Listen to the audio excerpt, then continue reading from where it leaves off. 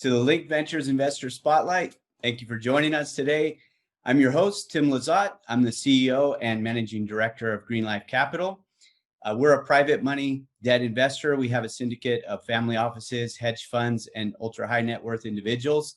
And since 2019, we've funded over $200 million in commercial real estate, business working, and growth capital. We do have access to over $500 million and even more from our network once we've invested that. This platform, Link Ventures, is a global platform which showcases emerging growth companies to active investors. Through a combination of our website, events, and customized service, we provide opportunities and tailored matchmaking between private companies and investors. Private companies are able to showcase their company to potential investors or CEOs that are seeking acquisition targets, and investors are able to review and connect with deal flow that has been vetted through our vetting process. Each and every month, we receive over 100 requests for funding and investment opportunities through our deal flow channels. And today, we have an exciting lineup of CEOs and industry leaders who are seeking capital, presenting to our audience of investors. Not every company is selected to present at our events. Each of these companies has gone through our screening process and represents some of the best opportunities in various stages of growth.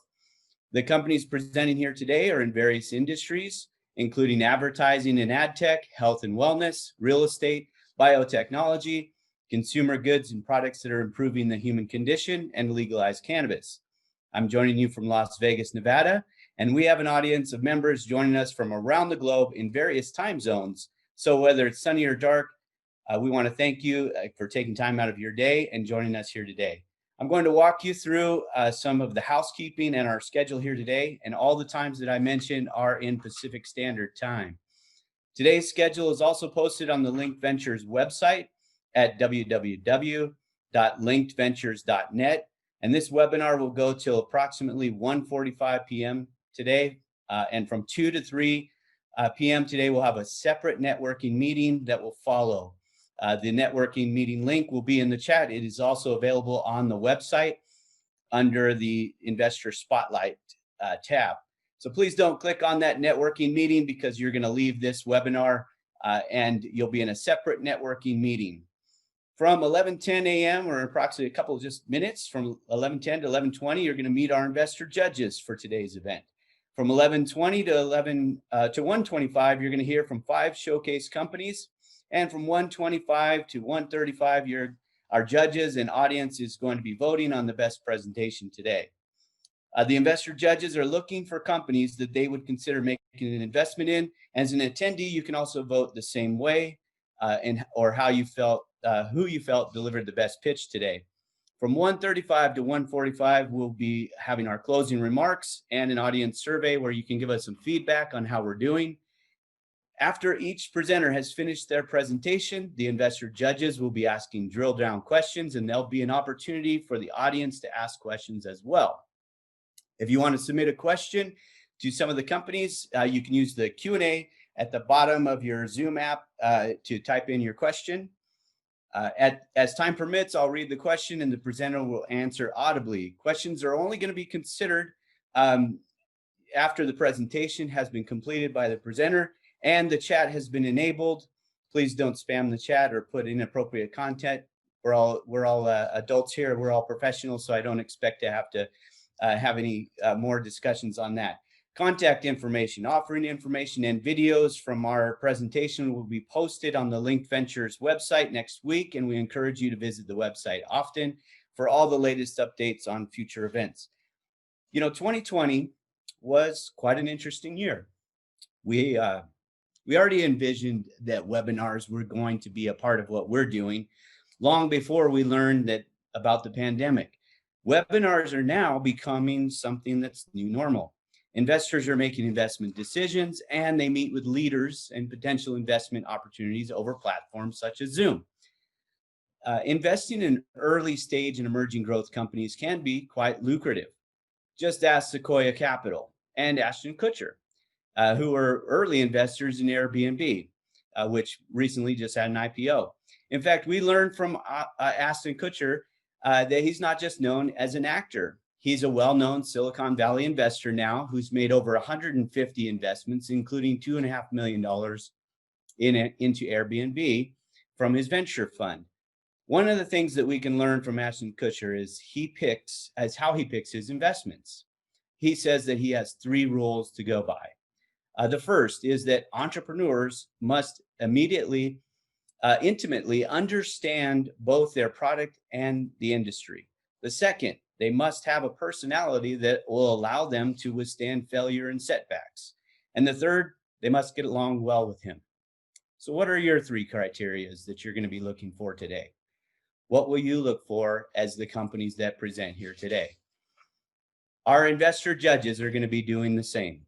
So our first investor judge is Terry Buffalo. Terry is a seasoned executive in the financial services sector that's transitioned into the cannabis sector.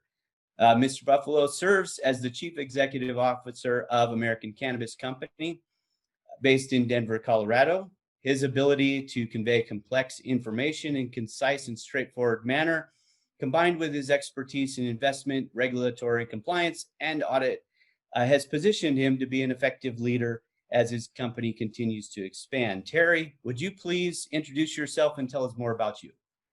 Yes, hi, Tim. Thanks so much. Yes, my name is Terry Buffalo. I'm the CEO of American Cannabis Company. We are a seed-to-sell solution provider in the regulated industry. Been doing this for over 8 years, and we are currently looking for acquisition opportunities or partnerships so we can expand our brand.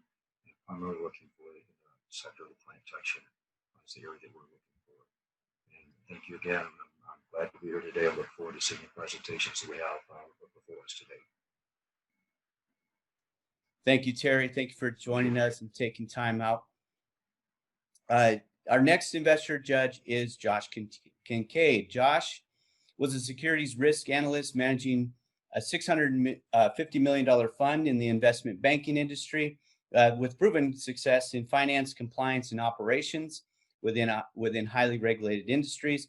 Josh has been connecting individuals and businesses within all facets of the supply chain since his internship at the World Trade Center. He keeps a finger on the pulse of the industry, utilizing technology and data from various platforms, and he is analyzing their economic market reactions for the last 6 years. He's also on the board of advisors, as well as a capital market analyst and director of finance and contract CFO for companies throughout North America. And he intends to leverage his resources and expertise into the cannabis industry. Josh, can you tell us a little bit more about yourself? Thanks, Tim. Yeah, I left my job at Capital One about 7 or 8 years ago to kind of jump into the cannabis space and start the Seattle Super Chronic Cafe, but ended up through some series of pivots at the Super Chronics, which is a boutique advisory firm. We kind of focus on cannabis finance, data analytics, risk management, and compliance, and then have an emphasis on strategic partnerships, mergers and acquisitions, and international expansion. Excellent. Thank you for joining us, Josh. Hopefully you find some other interesting industries here as well today. Our next investor judge is David Logan. David is a serial entrepreneur, and he's passionate about helping entrepreneurs succeed. So he currently manages 2 companies that empower entrepreneurs. Emergence.com, which is a broker dealer that helps startups raise capital while providing family offices, high net worth individuals access to great investment opportunities. Emergence has a team of 14 seasoned team members with extensive networks to strategic investors. His second company, SumitoSoft.com, is a software development company that's helping companies build amazing software. They have a team of 86 talented developers, and they have clients such as Toyota and Disney and many other small businesses as well. David, welcome. Thank you. Would you introduce yourself as well? Thank you to LinkedIn Ventures, and thank you, Tim, for organizing this event. I'm really excited to be here, and thank you for having me. Yeah, as you mentioned, I'm a serial entrepreneur, and I'm passionate about helping entrepreneurs succeed. So the 2 firms that we work with and manage, we're looking to be able to we look forward to learning more about these exciting companies, and look forward to all the pitches today so that we can see which ways we can help raise the capital. Thank you. Great. Thank you, David. Thank you for joining us. So we're a little bit early. We're just 4 minutes early, but we do have our next presenter, which is Lawrence Taylor. He's the CEO of Christina. Christina Development Company is a vertically integrated real estate sponsor and manager that was founded in 1977 and headquartered in Malibu, California.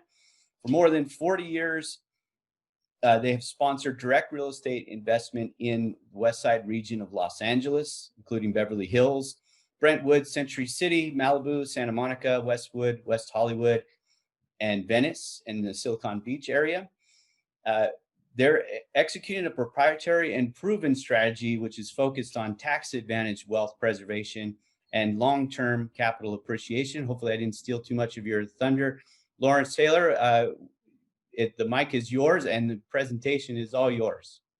Tim, thank you so much for a wonderful introduction. And no, you didn't say too much or take anything away from what I have to say.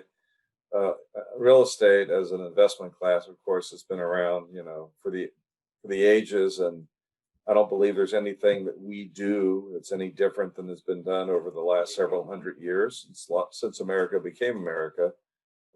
Essentially, we're old-fashioned real estate investors who learned early on and took advantage of the reality that if you buy great real estate in a great location, operated over an extended period of time, you will become extremely wealthy.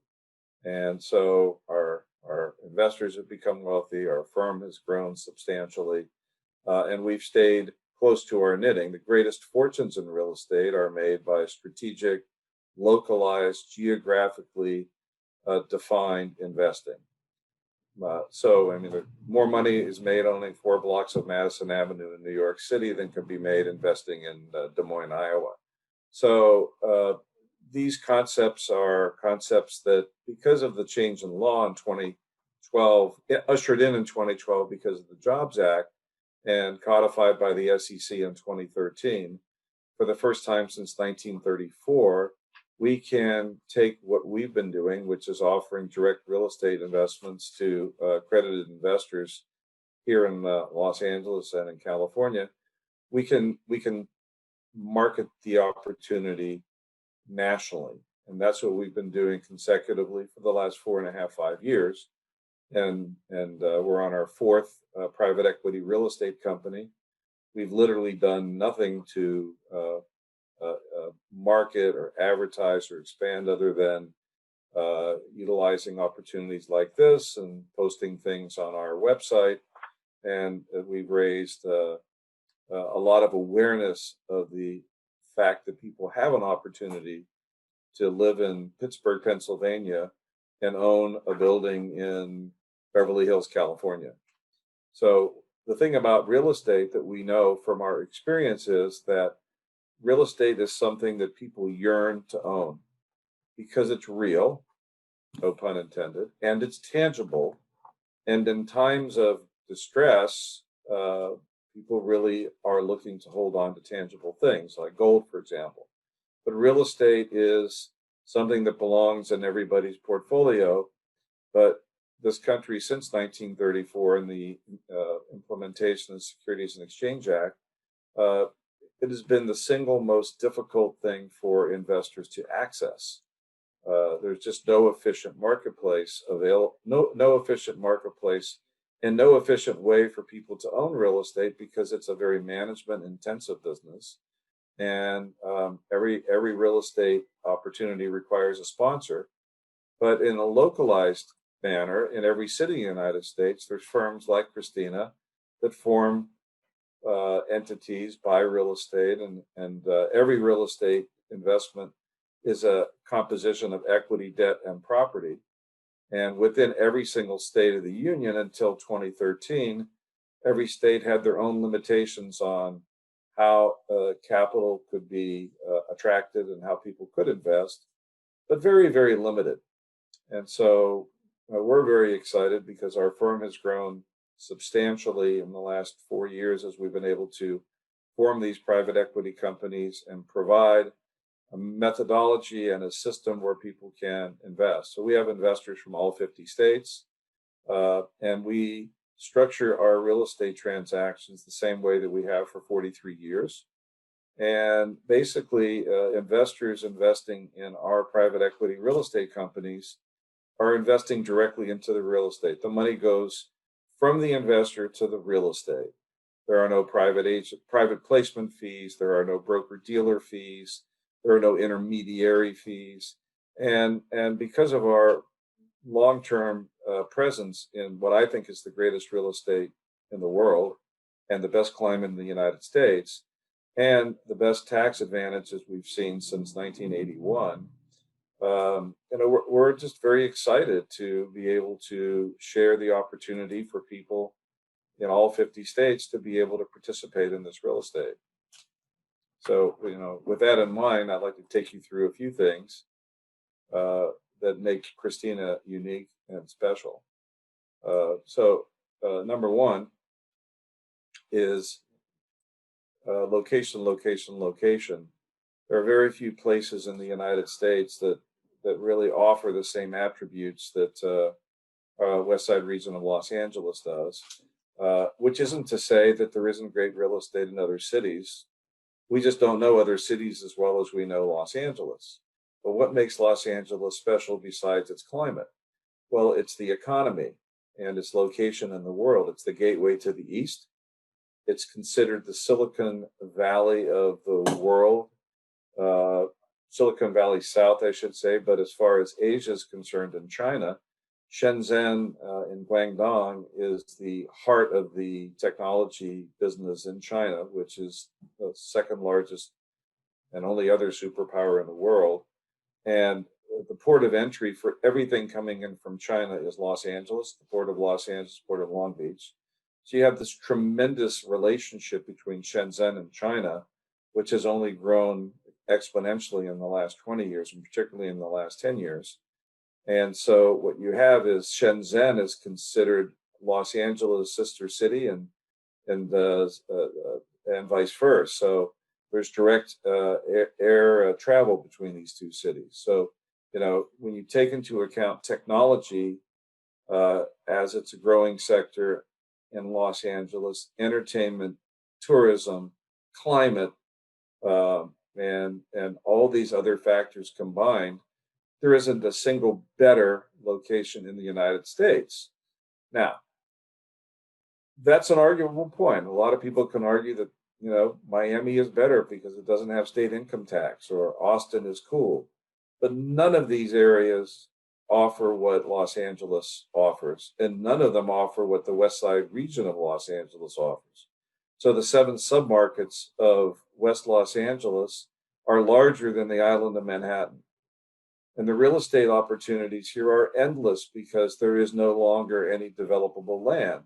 So what could be developed has been developed. So we have this situation where there's constantly increasing demand and limited supply. So it's no secret that for more than 40 years, we've never had a single dollar in loss, and our returns have been double-digit returns, and generally on average for the last 27 years, about 20%. Without taking into account that the U.S. government primes all real estate investment by giving us generous tax depreciation, amortization, special write-off rules that contribute to allowing us within one portfolio to have multiple properties. And within that portfolio, the losses generated by one property offset the income and gain from another property. So most of the gains and most of the profits that our investors have obtained over time have been on a either tax preferred or tax deferred basis. And so if you take that into account, along with all the other things, it's pretty dynamic. And so I personally am very thrilled to be able to be part of the opportunity to grow this, to grow the company's ability to reach investors in 50 states. So on the slide that I just put up, these are just examples of properties that are in our current Christina Real Estate Investors 4 private equity company, which will have raised the awareness across the country of the opportunities, and which was capitalized at 50 million. It has purchased up in the upper left-hand corner this property on Larrabee Street. Happens to be just one property north of the Sunset Strip, across the street from where a brand new hotel is about to be developed, which will be a Mandarin Oriental, and is next door to the world headquarters of IAC, which is Barry Diller's company, with views of the city of Los Angeles. This is a project that is fully entitled, will be developed next year.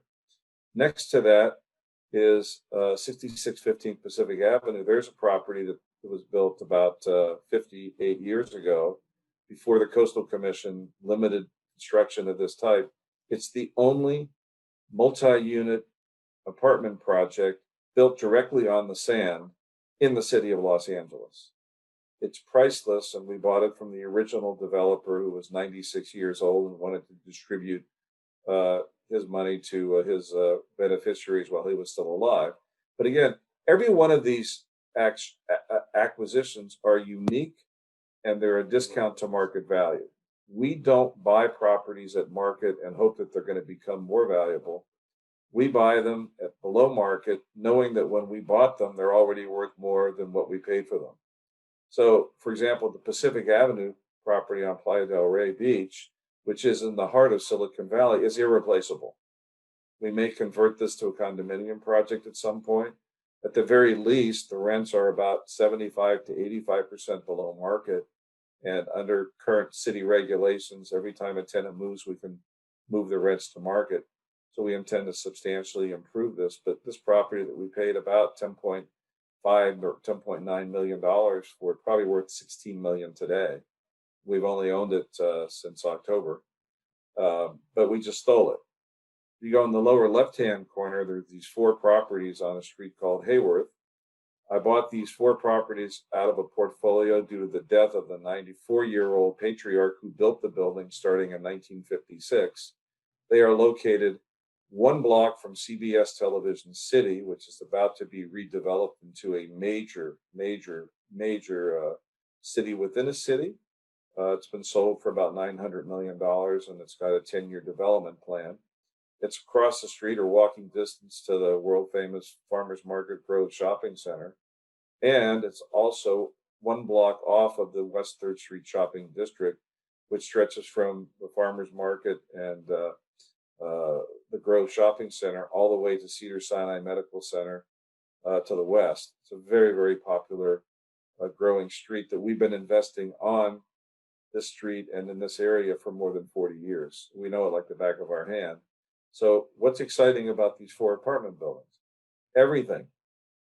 Number one, the owner had no debt on these properties for more than 35 or 40 years, had no incentive to raise rents, had no incentive to improve the properties. So we bought them at basically land value, but we have income and we have massive depreciation write-offs here in 2020.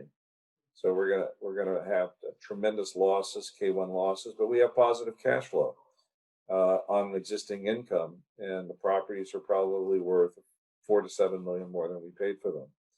Then on the lower right-hand corner of the screen, you'll see the Orlando Hotel, which we, with partners, developed in 1982, opened for business in 1984. It's the single largest hotel in the 3rd Street Shopping District, 100 rooms, and we are currently buying directly across the street this corner that we coveted for years, but we were unable to get until the matriarch of that family died at age 100. We're buying that from the trust. It was appraised at 11.4 million. We're under contract to buy it at 8.8 million, and we got the trust to carry back 4.4 million at 3% interest only for 5 years. And we're going to substantially renovate the property, reposition it for retail.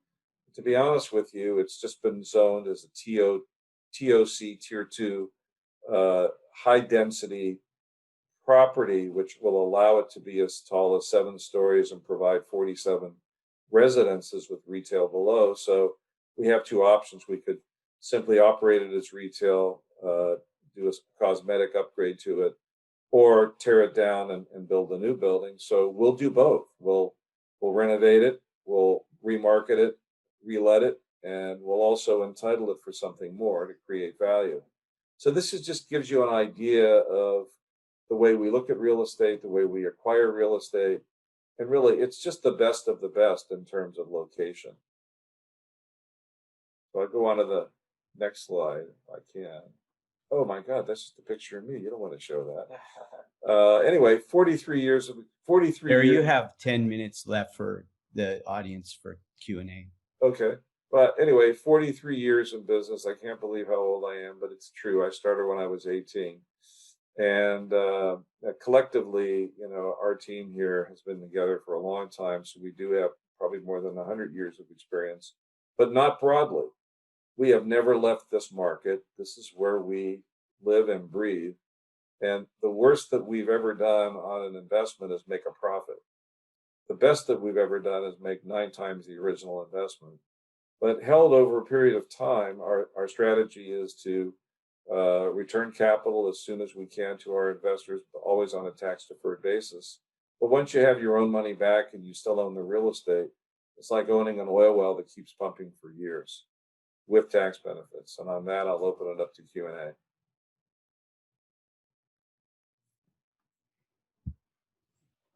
Thanks, Larry. Very, very good presentation.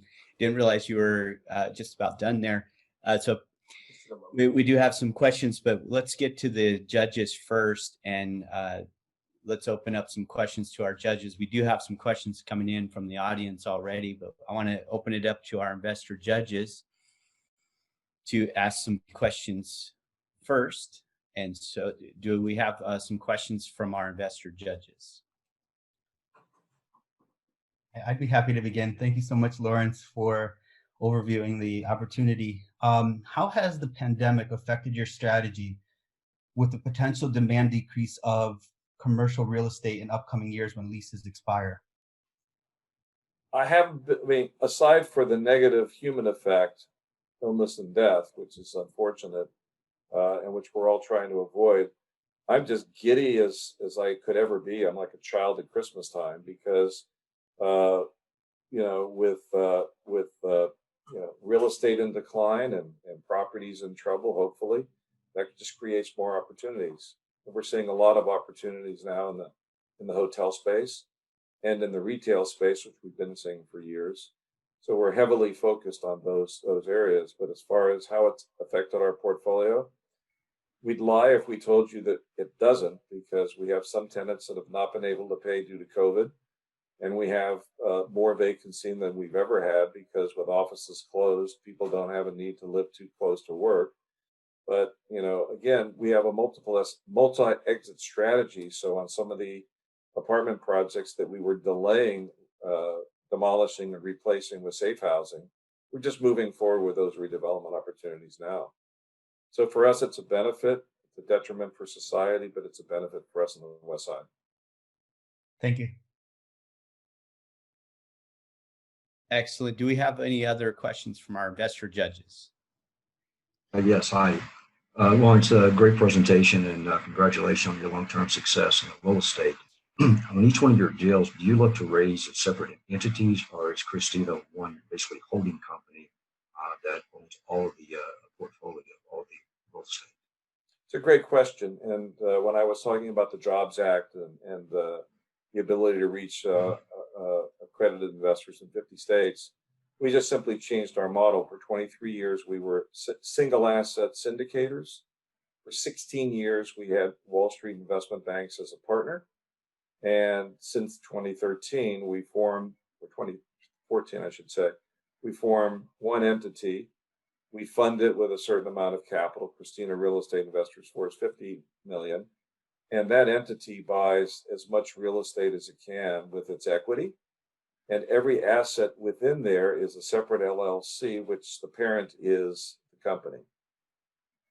And investors simply commit their capital in advance with a minimum of a $250,000 commitment, with 25% invested up front, and then the rest called for as needed. So it's basically, it takes that component from the fund world, and it takes the syndication structure, and it puts the two together, which is why it's a private equity company and not a fund. Yeah. Thank you. That was my other question, was the minimum. So thanks for answering that. Thank you. Do we have a question from any other judges with the investor questions? I did. I had a quick question about the sale leaseback options. We're seeing IIPR, which I think would be somewhat of a competitor, at least in the cannabis space. Do you have any anticipation, Lawrence, of going into the cannabis space and going and doing sale leaseback options? Not at this time. We're still waiting to see what the federal regulatory process looks like. Once it's cleared at the federal level, I think we have a more comfort zone, but we don't want to go beyond what the federal law is at the moment.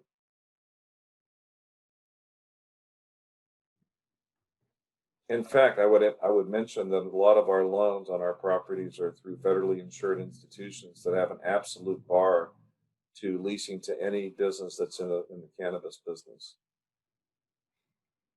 Excellent. We do have some questions. If we don't have any other questions from investor judges, we do have some questions we want to get to from the audience. First question is, so what makes Christina better than a traditional real estate fund or REIT, real estate investment trust? Well, number one, it's not a fund. A fund has a defined life, usually somewhere between 4 and 10 years. And at which point in time, the fund simply buys real estate, sells real estate, manages and operates real estate, and then comes the defined time period where it has to sell its assets. It exists for a reason, and there's plenty of funds out there. But from a real estate perspective, if you're buying the greatest real estate in the world, number one is, why would you ever want to sell it? Number two is, why would you just pick a date arbitrarily to say the fund ends? What if the fund ends and you're in the middle of a recession? The only thing good about that is that we get to buy when they have to sell. So funds make absolutely no sense for long-term real estate investment. So and as far as REITs are concerned, it was an original idea created by Congress in the late 50s and early 60s to give small investors access to real estate. It failed then because it was just poorly conceived. And today, they're nothing other than large companies that happen to own real estate, but you don't really own any real estate. You just own a share that you can sell on the open marketplace with a click of the mouse on your computer or a click on your telephone. But you're not owning any real estate. You're not getting any tax benefits. You're not getting any ownership directly in real estate. You just happen to own stock in a company that generates its revenue from real estate. That's not really a real estate investment. Excellent answer, Lawrence. Another question we have is, what do you anticipate will be the next acquisition for the company? Oh, wow, that's very interesting. In our pipeline right now, we happen to have a hotel property that's located on one of the most famous streets in the world that we're under contract to buy. It's a world famous street. We're buying it from the original, not the original owner, but a long-term owner that happens to own other hotels. But this particular hotel is dead center in the most exclusive, highest rent, most famous retail street in the world. That's pretty much what we're concentrating on right now. Excellent. I imagine you can't tell us that street right now. It's probably under NDA right now, Lawrence. We appreciate the answer and the insight. You're definitely well connected in that in your region. You're definitely well connected, and I'm sure that these are deals you've been looking at for years and years, and no one's going to beat you to a deal that you've looked at. I truly believe that. Next question that comes from our audience is, how many deals do you look at before you choose to buy a property? I would say that right now we're seeing about 10 a week. That out of the 40 or 50 that might come through the firm, I think we're seriously look at 10. We haven't really locked on anything that really is very attractive to us in the last month or so. Our last acquisition was in October, the Pacific property on Playa del Rey Beach. But we see a lot and we buy very few. So I would say our ratio of deals that we do diligence on and the ones that we close is probably about 3%. So for every 100 properties that we actually are interested in, we'll probably acquire 3. That's quite a bit of deal flow. Just as a reminder too, if you have a question, you can type it in the bottom in the Q&A button. We are seeing them come into the chat, but there is a Q&A button at the bottom of your Zoom app. I do see one that came into the chat. That's an interesting question for Lawrence.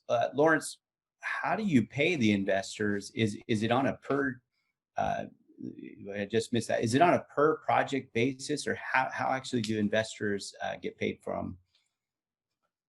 Okay, so as the properties are performing, properties perform in a variety of different ways. Operating cash, just because of revenue less expenses, less debt service yields cash. Properties present opportunities for financing and refinancing, which gives us an opportunity to take advantage of better debt terms and increasing debt that we distribute on a tax-free basis to our investors. And also from dispositions, if and when we do have dispositions. So those are the 3 main sources: operational cash, financing, and disposition. Disposition is our least attractive because we really don't like to pay taxes, and there's a capital gain involved. But because we own multiple properties in one portfolio, we can exit a property and distribute the money tax-free to our investors with the built up of losses that we have from the other properties. So this year we will have sold 2 properties. One that we bought for about $7 million and sold for $16 million after having financed it twice and distributed about 70% of the capital. And another property that we purchased for about $13 million, we've sold for $19 million. We're not going to close it until next year, but we financed that one twice and distributed most of the money on a tax-free basis to the investors. So we pushed it into next year just in case we don't have enough losses. We know we'll have losses next year. Thank you, Lawrence, for that. Do our investor judges have any other questions to help you today? Our investor judges, do we have any other questions from our investor judges?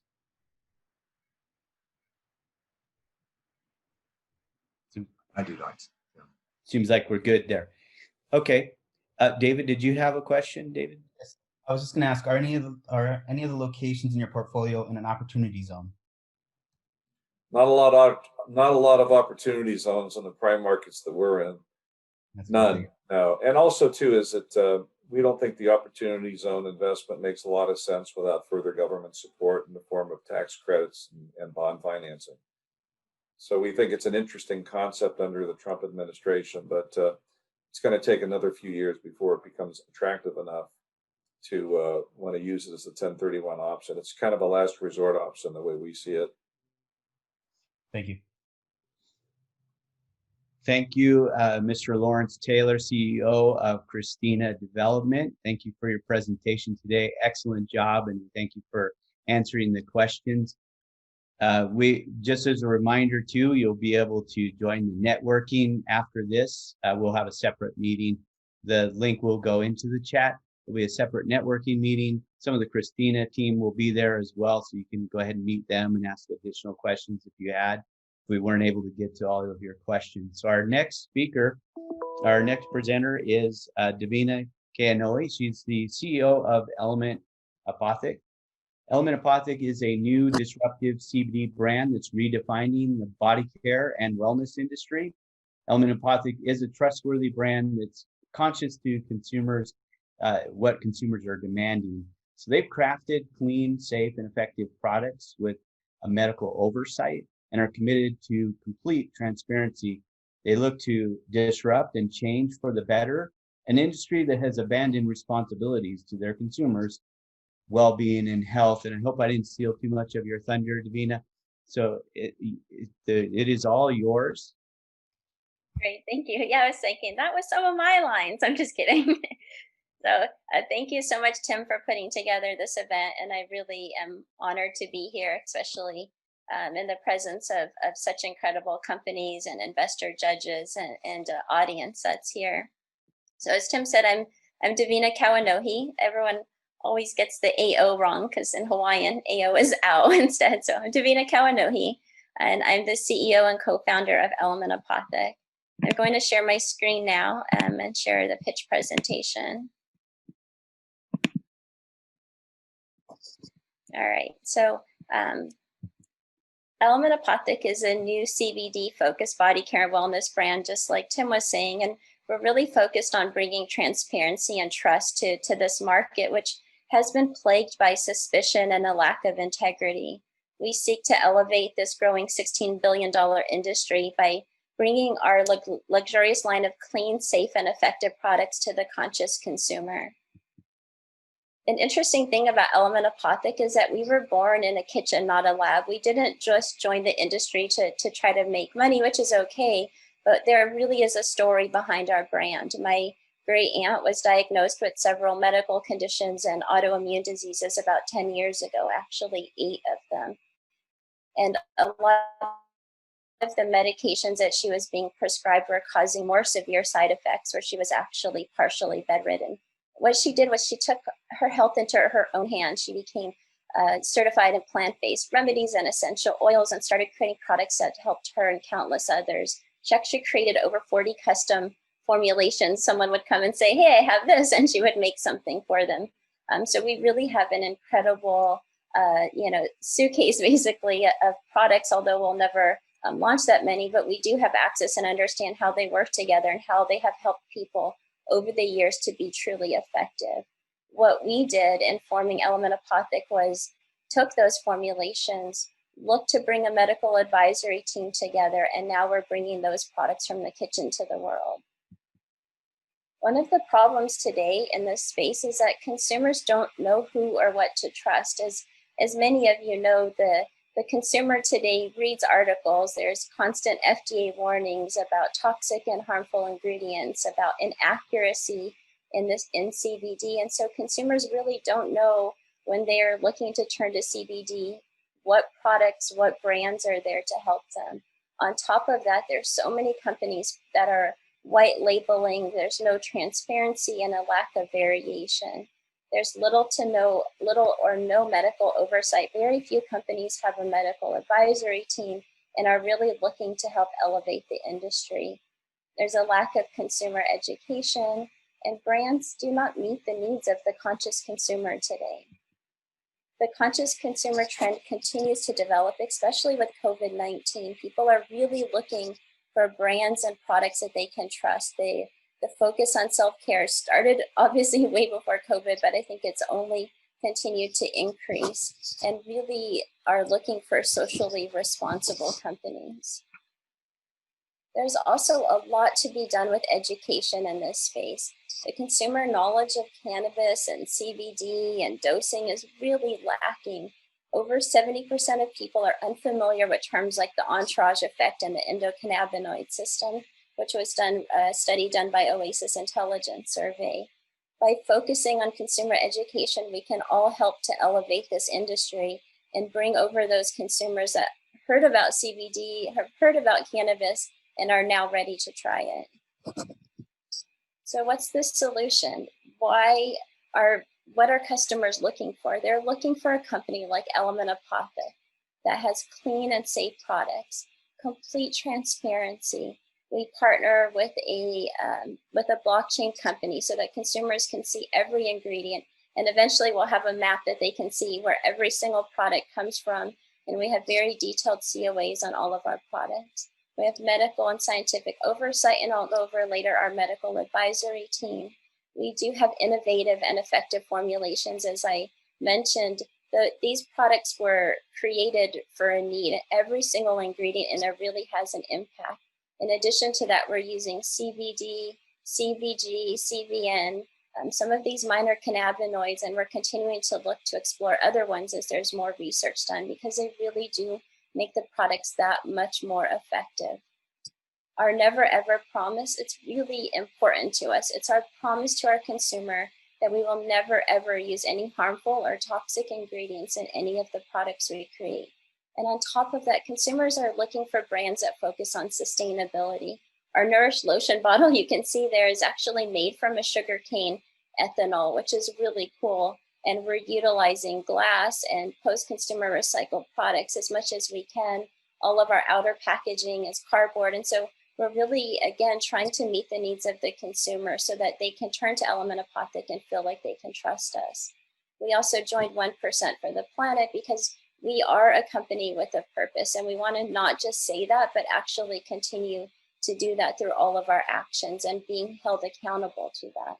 And again, consumer education is a big focus. In terms of consumer education, I'm working with Dr. Swathi, who's our Chief Scientific Officer, to create a platform so all of our brand ambassadors, all of our retailers, all of our practitioners will actually be able to go through a program and learn probably way more than they ever wanted to know about CBD. But we're building an army of people that are educated, and not only does that help us, that really does help the entire industry.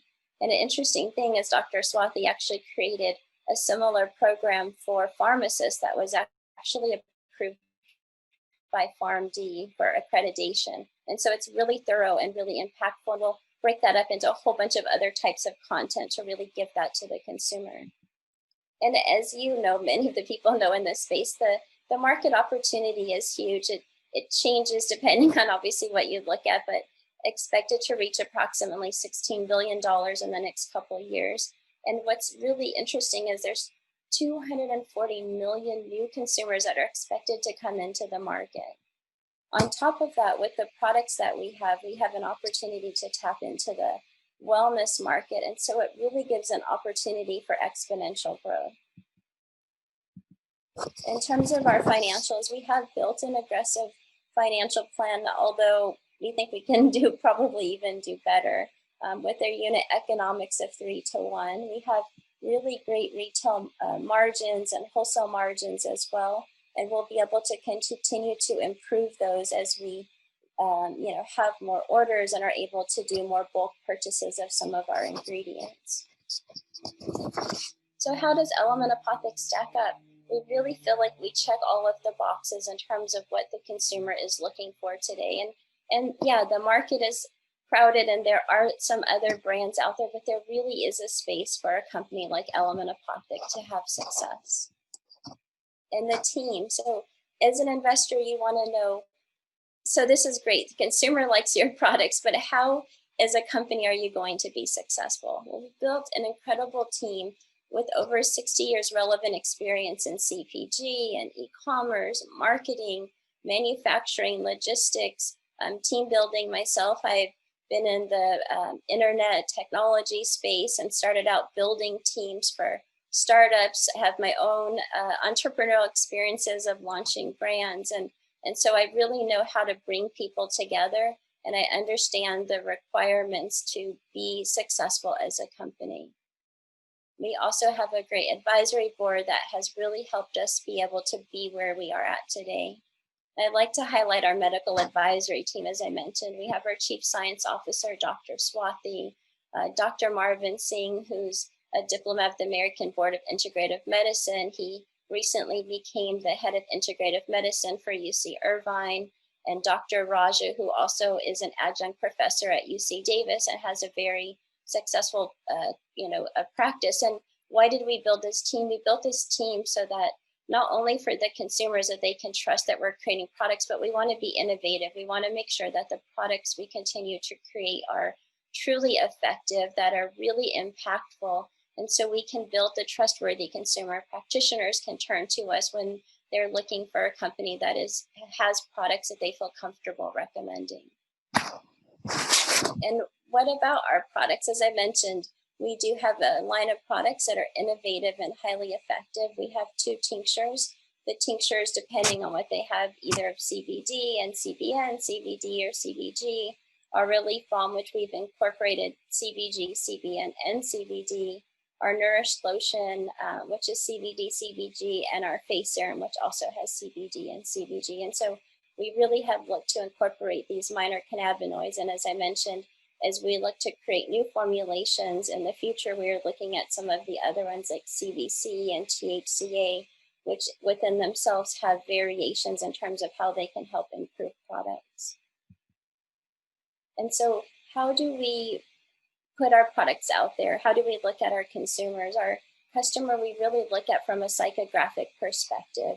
And they're the consumer that wants to take better care of themselves. They're the consumer today that's been impacted by COVID or sees how important it is to take care of their bodies. They're the consumer that wants to support purpose-driven brands and sustainable brands and brands that give back. And so that's really how we look at our customer in terms of the type of marketing approach that we're taking. And our marketing plan is multi-compassed in terms of influencer marketing. We are just starting to reach out to influencers and have had great success.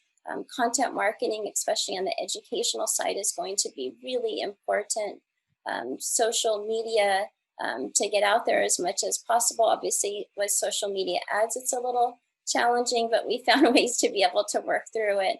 And with digital ads, we're partnering with a digital marketing firm that has had success in this space and understands the intricacies. And so this is how we're going to be successful with a marketing plan, with building a great team, with a strong business model. So our business model, initially we're launching with D2C, although we do have some wholesale commitments. We will be offering subscriptions, and we just launched our brand ambassador program. So these are all ways that we feel that we can be confident in bringing in new consumers into our business. Some of the milestones to date, we started shipping our first orders last week, which is a big feat to launch our brand during COVID. And obviously we had some delays, but we've had really great response and feedback to the products. We've even had people that have shared with us their box unboxing videos because they really like the extra care that we've taken into the products. We recently signed a partnership with the Premier Medical GPO, which is going to have a big impact on distribution. They have over 200 practitioners to date that are signed with them. We're one of only 5 companies that they're working with.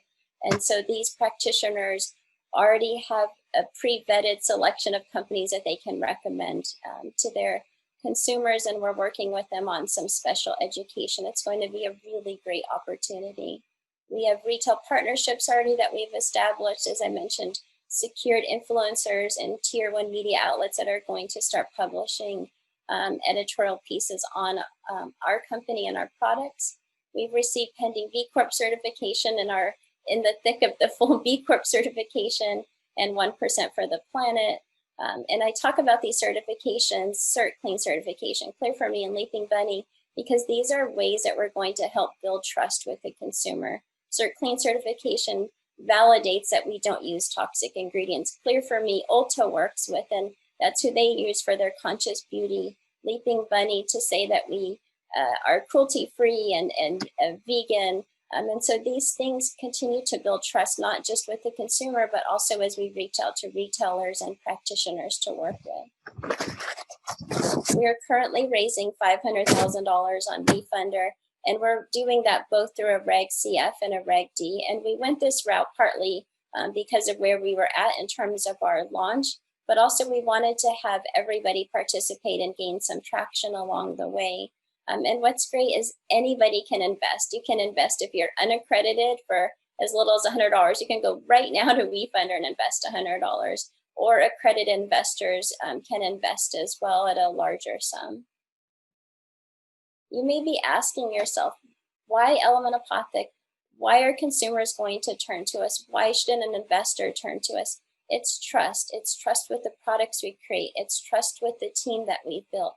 It's trust with everything that we're doing. Invest now and join us on our journey to set a new standard of clean science.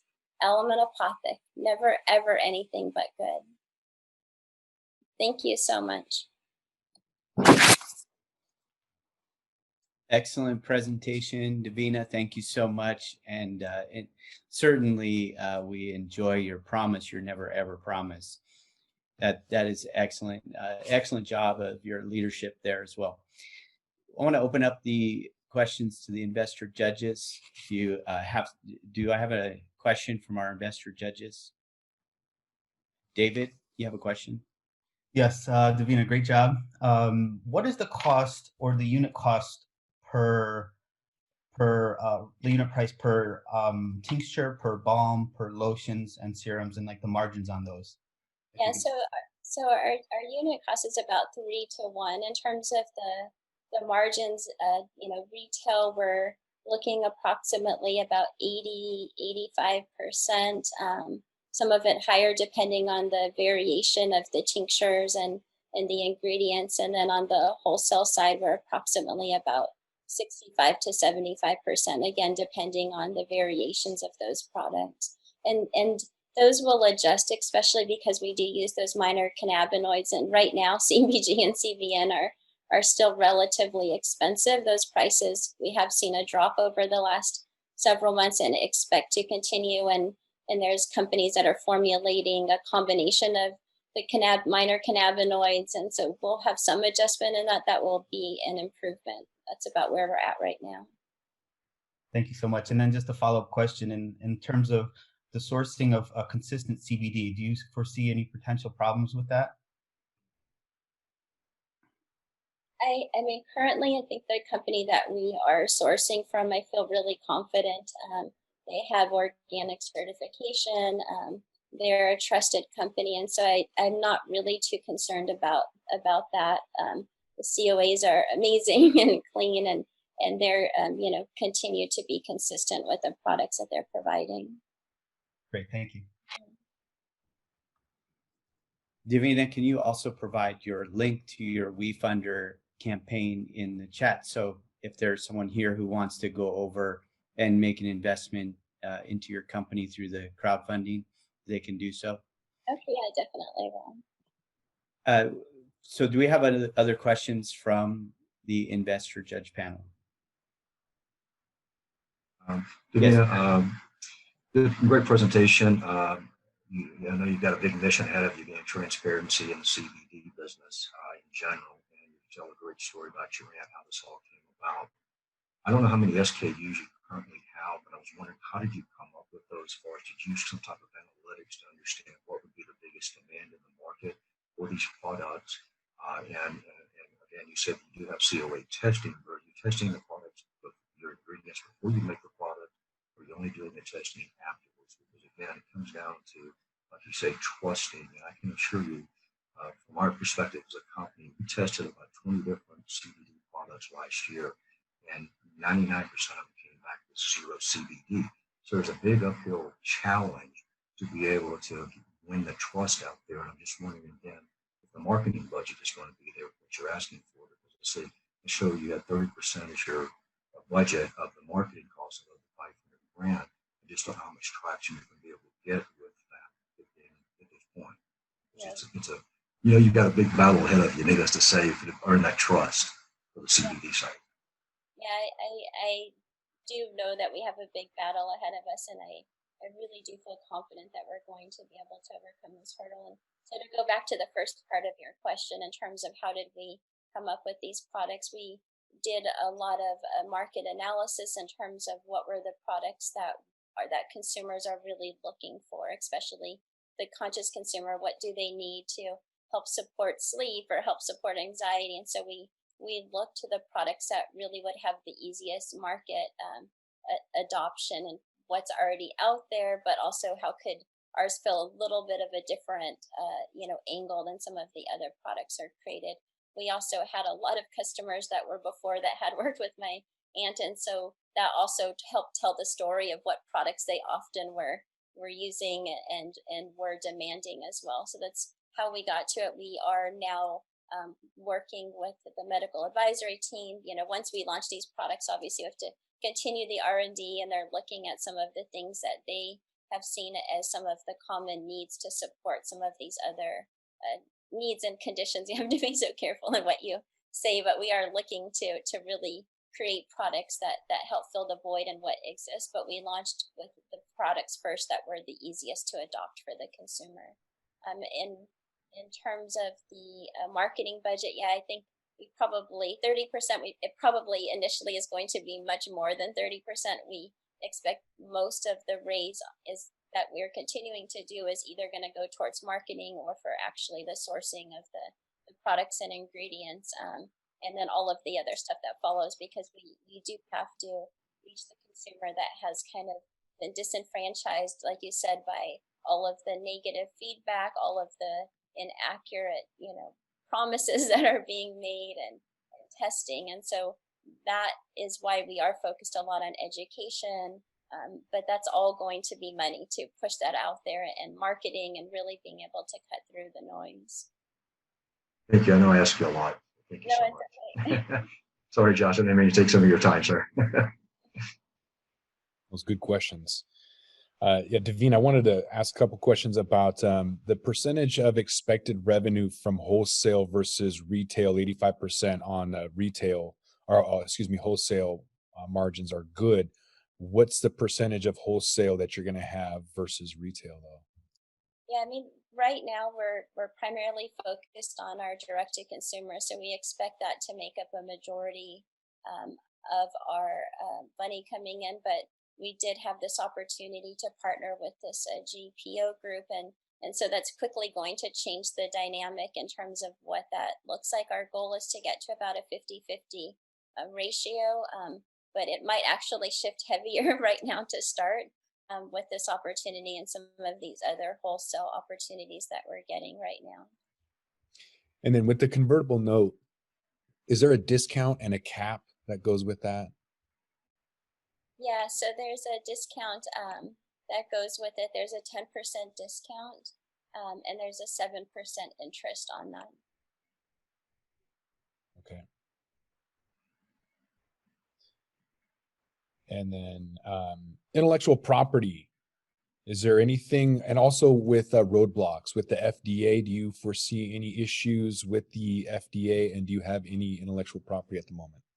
In terms of the FDA, I mean, we have an advisor actually that has worked with the FDA in his previous life. And so we're really being cautious of how we market our company, our labeling requirements. I think there's going to be much more requirements that are put on companies and responsibilities in terms of their transparency, in terms of their labeling and how they communicate things. And so we're really trying to abide by what we are expecting and anticipating to come down the pipeline. That can change and they can always throw a wrench in it, but we're really trying to stay on top of that as much as possible.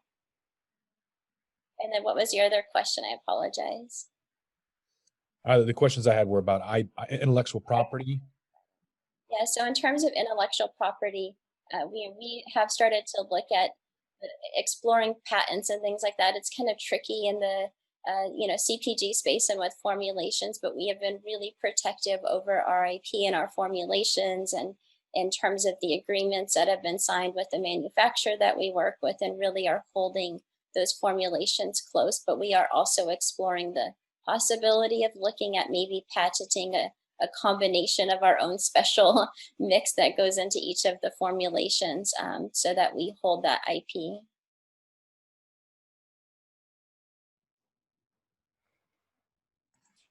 Thank you, Davina, and forgive me for the West Coast white boy pronunciation of your name. I'm probably going to get names all the time wrong, and I know that happens with me too. Oftentimes people mispronounce my name, and so I apologize for that. We do want to get, we have a couple of minutes, maybe like about 2 minutes to get to a couple of audience questions. So I do have a couple of audience questions here. One from Ryan Murphy. His question is, it's a saturated market, seems to be a saturated market, and there's a lot of competition with other MLM CBD companies that already exist. So can you talk about that and how you plan to be competitive in the saturated market? Yeah, I mean, I think it's going to come down to a couple of things in terms of the marketing, the positioning that we take, education, and just really trying to show people, really establishing the trust and that we're different and that we're not just another white label product or multi-level market company that's pushing their stuff out there. And that's really the focus that we're taking in terms of how we're creating our messaging and trying to stand out in terms of the efficacy of our products, is really how we're differentiating ourselves. We have maybe 1 minute to answer a couple of questions. So let me just ask a couple of questions here. First, where can you buy the product? Where can we get the product now? And can you talk about the product efficacy on your third-party testing? How are you confirming the efficacy? So on our products, I'll put both WeFunder as well as our website link, but you can go to elementapothic.com, and we have an incredible 30% off right now for the holidays. Everyone should go in there and buy our products. And in terms of the third-party product efficacy and COAs, and Terry had asked that earlier as well. So in terms of our COAs, we have our testing before we start with our products with the CBD, and then we also do our COAs and testing after. And I think a lot of companies miss that step, and through the product formulation, things change and things shift. So we're really focused on really providing that level of transparency. With efficacy, we are going to be actually doing some actual in-person efficacy testing and observational studies with the GPO group that we're working with. And we're in conversations now with the testing lab that actually can test things. It's tricky because they sometimes test them on animal skins and stuff like that for absorption rates, and we're vegan and cruelty free, so we're looking at some alternatives, but we're going to be and have done observational studies, and we have 10 years of consumers that have used the product and shown that they're actually really helpful and have been helpful and impactful. Thank you so much, Davina Kawanoi, CEO of Element Apothic. Thank you for your presentation here today. Our next presenter, and I'll just remind you, these presenters are going to be available also in our networking, which follows this event. We'll have a separate networking meeting be available there, and contact information is also available on the linkedventures.net website. Our next presenter is Jim Micoso, CEO of Flow Technology. Flow Technology creates the only true cannabis nanoparticles by using a one-step water-based extraction process that eliminates dangerous solvents. The resulting product is a microcrystalline powder that can be infused with almost any base ingredient to create solid and liquid edibles. These edibles created by Flow are both solventless and faster acting. They have 3 patent pendings in the process, and my wife and I were actually just talking about your product, about how we can put that in cookies with this sugar.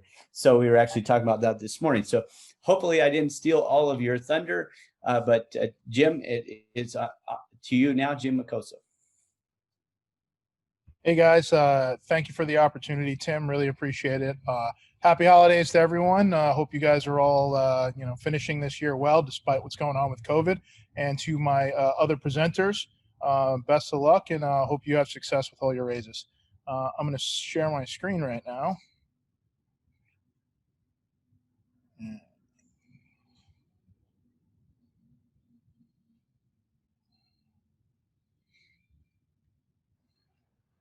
And can you see that? Yes. Great. So as was just mentioned, at Flow, as Tim mentioned, at Flow Technology, we create the only powdered cannabis nanoparticles in the world. I'm Jim. I'm the CEO and one of the co-founders of this exciting opportunity. Our work is focused on using nanotechnology to create a better product platform to get cannabis into consumer products to enable safer, more reliable, and more consistent consumer experiences, which is what we feel is really lacking in the industry right now. To make this possible, we've developed and proven a sustainable production process, outputting versatile cannabis nanoparticles in a water-based extraction process. There's many applications for the technology.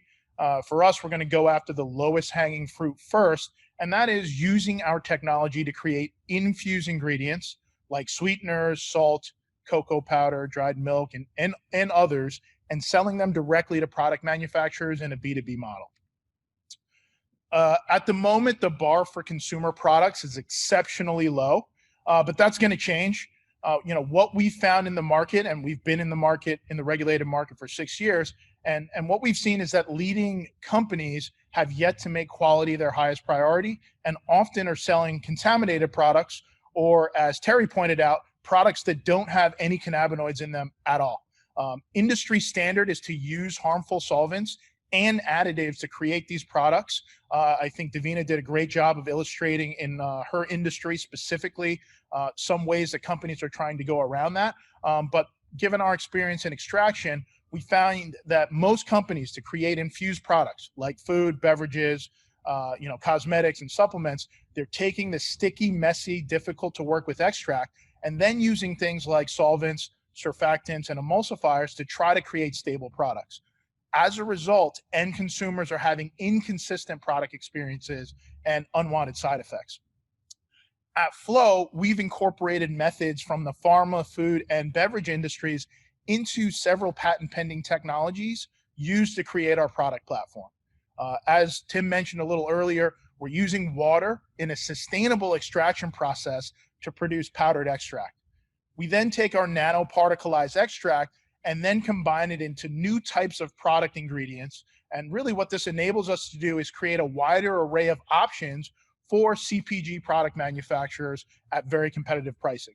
To get started, as mentioned, there's a lot of applications for the technology, but we are using our technology to create common ingredients like sugar and other sweeteners, salt, coffee, cocoa powder, and creating that model to sell directly to manufacturers to create more stable and consistent as well as versatile products.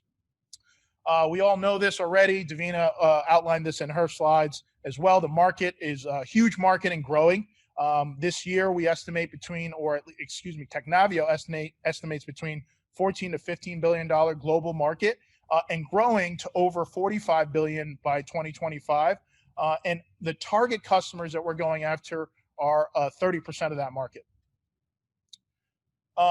In terms of the activity, what are the big CPG brands that are already in the space? I'm sure a lot of you who are a little bit more focused on the cannabis industry saw this yesterday into today, and that is Aphria and Tilray announced a reverse merger that's worth about $4 billion.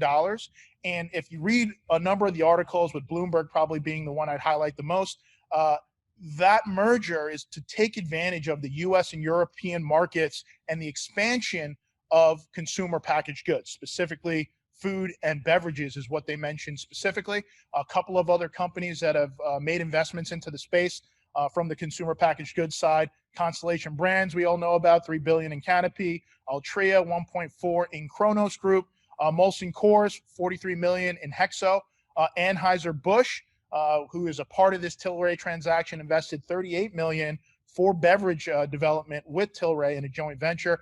And, most recently, Nestle, a large CPG brand, inked a deal with a company named GeoCan to take their soft gels that were with a infusion technology using a liposome or a self-assorting colloid, basically an emulsion, and taking that product and distributing it into Europe. So there's really big CPG companies in the space right now.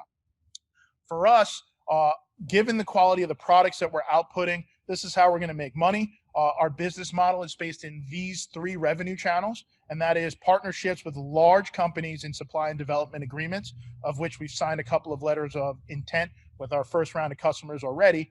White label CPG brands will bring in-house and produce their products in our licensed facility here in Seattle and distribute those to Washington-based retailers, of which we have a network of distribution already. And then finally, hemp CBD manufacturers like Davina's company who are looking to expand their products and focus on cleaner, more sustainable solutions for infused ingredients for their products. To make this happen, it takes a qualified team. Me and my team have over 18 years of cannabis and hemp experience. Anybody who comes from the cannabis industry knows that cannabis years are like dog years. Every year you're in the space, there's 7 years of other industries. My background is in finance. I'm an experienced entrepreneur. This is my third business in the cannabis space. And I hold several board seats, advisory board seats on a number of other companies, as well as an investor in a couple other companies. Steve is an electrical engineer, and he comes with a background in electronics manufacturing. He's really our technology expert, and he's actually developed industry standard technology in a previous company that we've owned that's become industry standard for distillation. And then Brad rounds us out. He is a published pharmaceutical chemist who cut his teeth initially at the USDA marijuana research program before joining industry and joining one of the largest hemp manufacturing companies in Colorado. By extension, our board of advisors, given the technology and our goal to attack the CPG sector first, kind of rounds us out. A couple of scientists, Kyle, who is well known in the semiconductor technology space for creating manufacturing solutions, and Marco, one of the largest CPG companies, owns one of the largest CPG companies in Washington. From a competitive landscape, there's a few companies, there's many companies out there trying to create infused solutions. Vertosa is probably the one I'd illuminate the most, or the most well-known, doing the deals with the biggest companies, including Pabst, who just released a seltzer infused with THC in California. Vertosa developed that nano emulsion technology that went into that product. But the big takeaway I'd say is we are the only company creating our infusions in a fully sustainable manufacturing process using water, where our only byproducts are water, cannabinoids, and table salt. Beyond that, we do not use additives or any surfactants in our infusion process. In other words, to create an ingredient, we just use cannabinoids, our intellectual property, and the ingredient to make a infused ingredient. A few more details about our competitive advantages. As mentioned, we have a few provisional patents we're hoping to convert into utility patents in the next 6 to 9 months. Some of the technology where we are developing literally at the cutting edge of what's possible in the cannabis space include using polymers and nanoporous membrane filtration. In addition, one place that we think really sets us apart is we are the only company creating carboxylated cannabinoids in this in nanoparticle form. We think that the acidic cannabinoids have a lot of benefits. We're certainly doing the research on the back end to showcase that, and certainly that's an educational component we will contribute to into the future. And then beyond that, as mentioned, our process is fully solvent and additive free. A little bit of traction, as mentioned, we proved at the benchtop or lab scale our process in March. We filed our provisional patents there in Q2 over the summer. We closed our first investment of $150,000 in September. We started our facility build out in our new facility here in October. We signed a few letters of intent back in November, and we just got our license last week to process cannabis here in Washington. And we're looking to close this round of investment here in Q1. So our revenue model consists of developing a customer base to sell our infused ingredients as kind of the first application of our technology. We expect to earn about $10,000 per customer and add about 10 customers to our product pipeline next year. We expect to start the sales of our products in Q2, at the end of Q2 over the summer. And as mentioned, we've already kind of built that initial pipeline of customers, signing letters of intent for them to be kind of the first in line as we develop. This is, we anticipate, is going to lead to about a $20 million gross revenue company by 2024 at a 33% margin. This gives you kind of a snapshot of how we anticipate that we'll get there. And really, the primary revenue channels are going to be focused, at least as it pertains to THC, here in Washington initially, and as it pertains to our hemp CBD customers throughout the U.S. In terms of what we're doing in a raise, we're raising $1 million at a 7% convertible note, 20% discounted to $6 million valuation cap. And that's really going to fund our growth over the course of the next 18 to 24 months. The primary investment outside of the technology that we've already developed is going to be the team. Obviously, to execute anything at this level of technological advancement in any industry, you need good people. We've certainly started with a good foundation, but we've segregated about 10% of our company for an option pool to attract a really good team. And obviously, we're going to use some of this capital to bring on a process chemist and a food scientist, in addition to the scientists we already have here on site. What's the exit opportunity? Why is this such a promising sector of the space? Probably the most comparative company that we'd say would showcase a similarity in terms of the exit opportunity is a company named Ebu. They sold for just right around $330 million, and mainly stock and some cash, to Canopy, which as you know, has that big investment from Constellation Brands. And really, this is a company that was focused purely on cannabis technology and developing intellectual property around growing the plant. They had, at the time of acquisition, about 20 patents that were granted and about 20 in the pipeline with no revenue. Similar to us, they started by creating products to showcase their technology and develop really the strategy. But as they've developed steam and momentum in their intellectual property portfolio, they focus fully on the technology. Certainly, from a comparative standpoint, we see ourselves growing in a similar way. We are certainly a technology company, but to get to where we want to be in terms of development of technology, you got to make money, and there's a lot of really good applications for this technology in the market right now. We see our technology being different in that their focus was on growing the plant.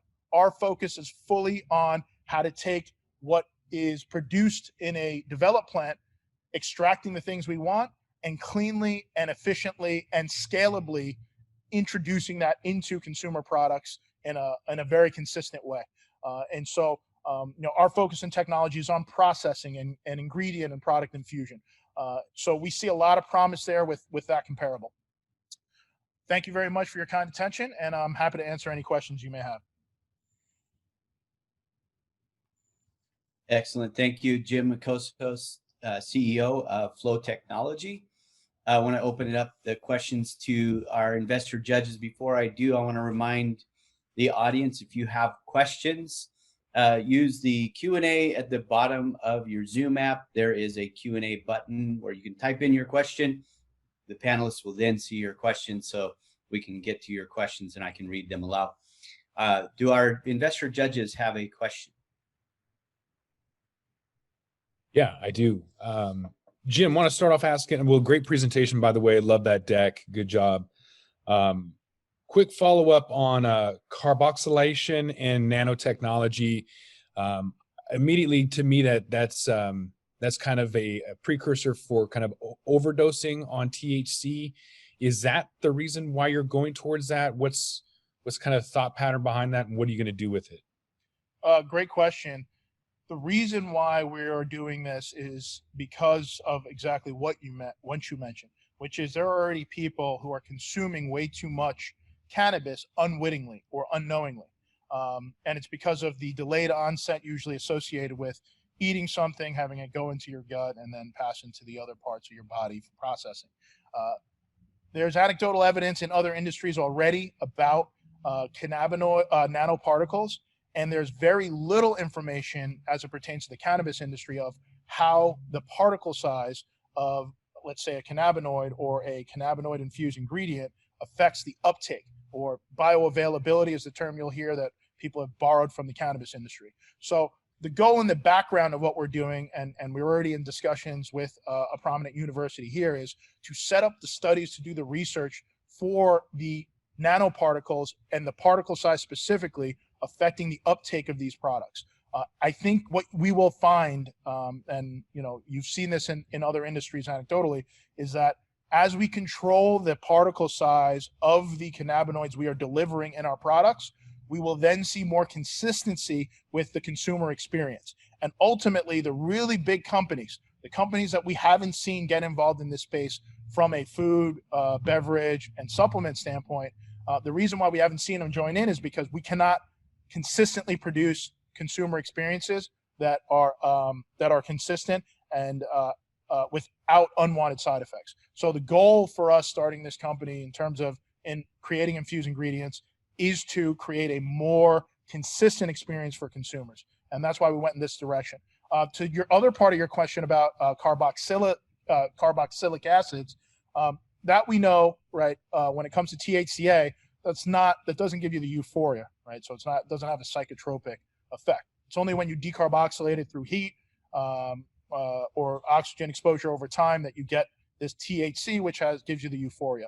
So THC, we don't think that people will be using THCA anytime soon to get high, but certainly with other cannabinoids that Davina pointed out, like in the case of CBDA, there's literature that shows that CBDA actually may be up to 100 times more active than the decarboxylated CBD. So our process lends to producing the acidic cannabinoids in nanoparticle form. And then depending on the application, we will decarboxylate or selectively not decarboxylate in our infusion process. And that's where some of our intellectual property is protected.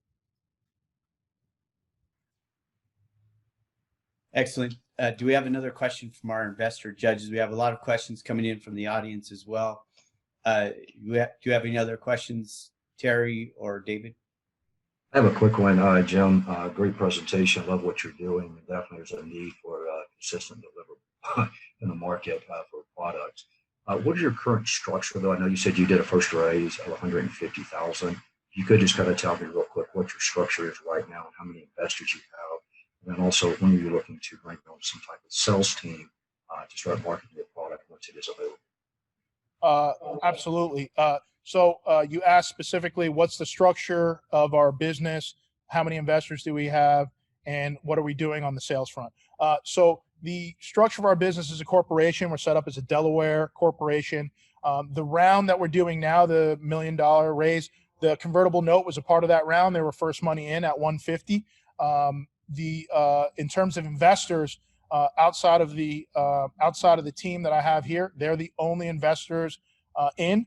We financed this at the benchtop scale before we incorporated, purely out of our own capital. Between the co-founders, we invested about 100,000, completely off balance sheet, just as a small passion project on the side to prove viability. Once we proved it, we just, that's when we incorporated to keep our books super clean. So the only investment we have on the books at the moment is that 150,000 as a part of the to lead the convertible note round.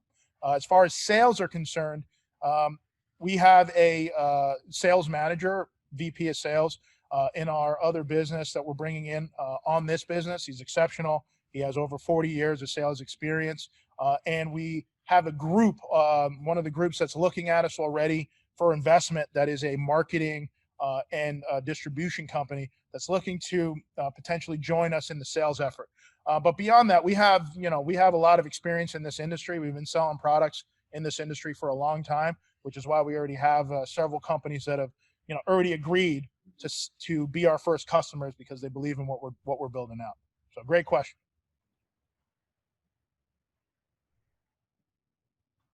Excellent. We have just about 2 or 3 minutes to answer a couple of other questions, and I want to get to the audience questions as well.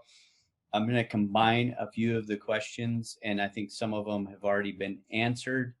One question was, how quick is an uptake of your product? I'd be remiss if I didn't tell you that my legal department would like me not to make claims on how quick our product is going to uptake. But here's what I will tell you from that standpoint.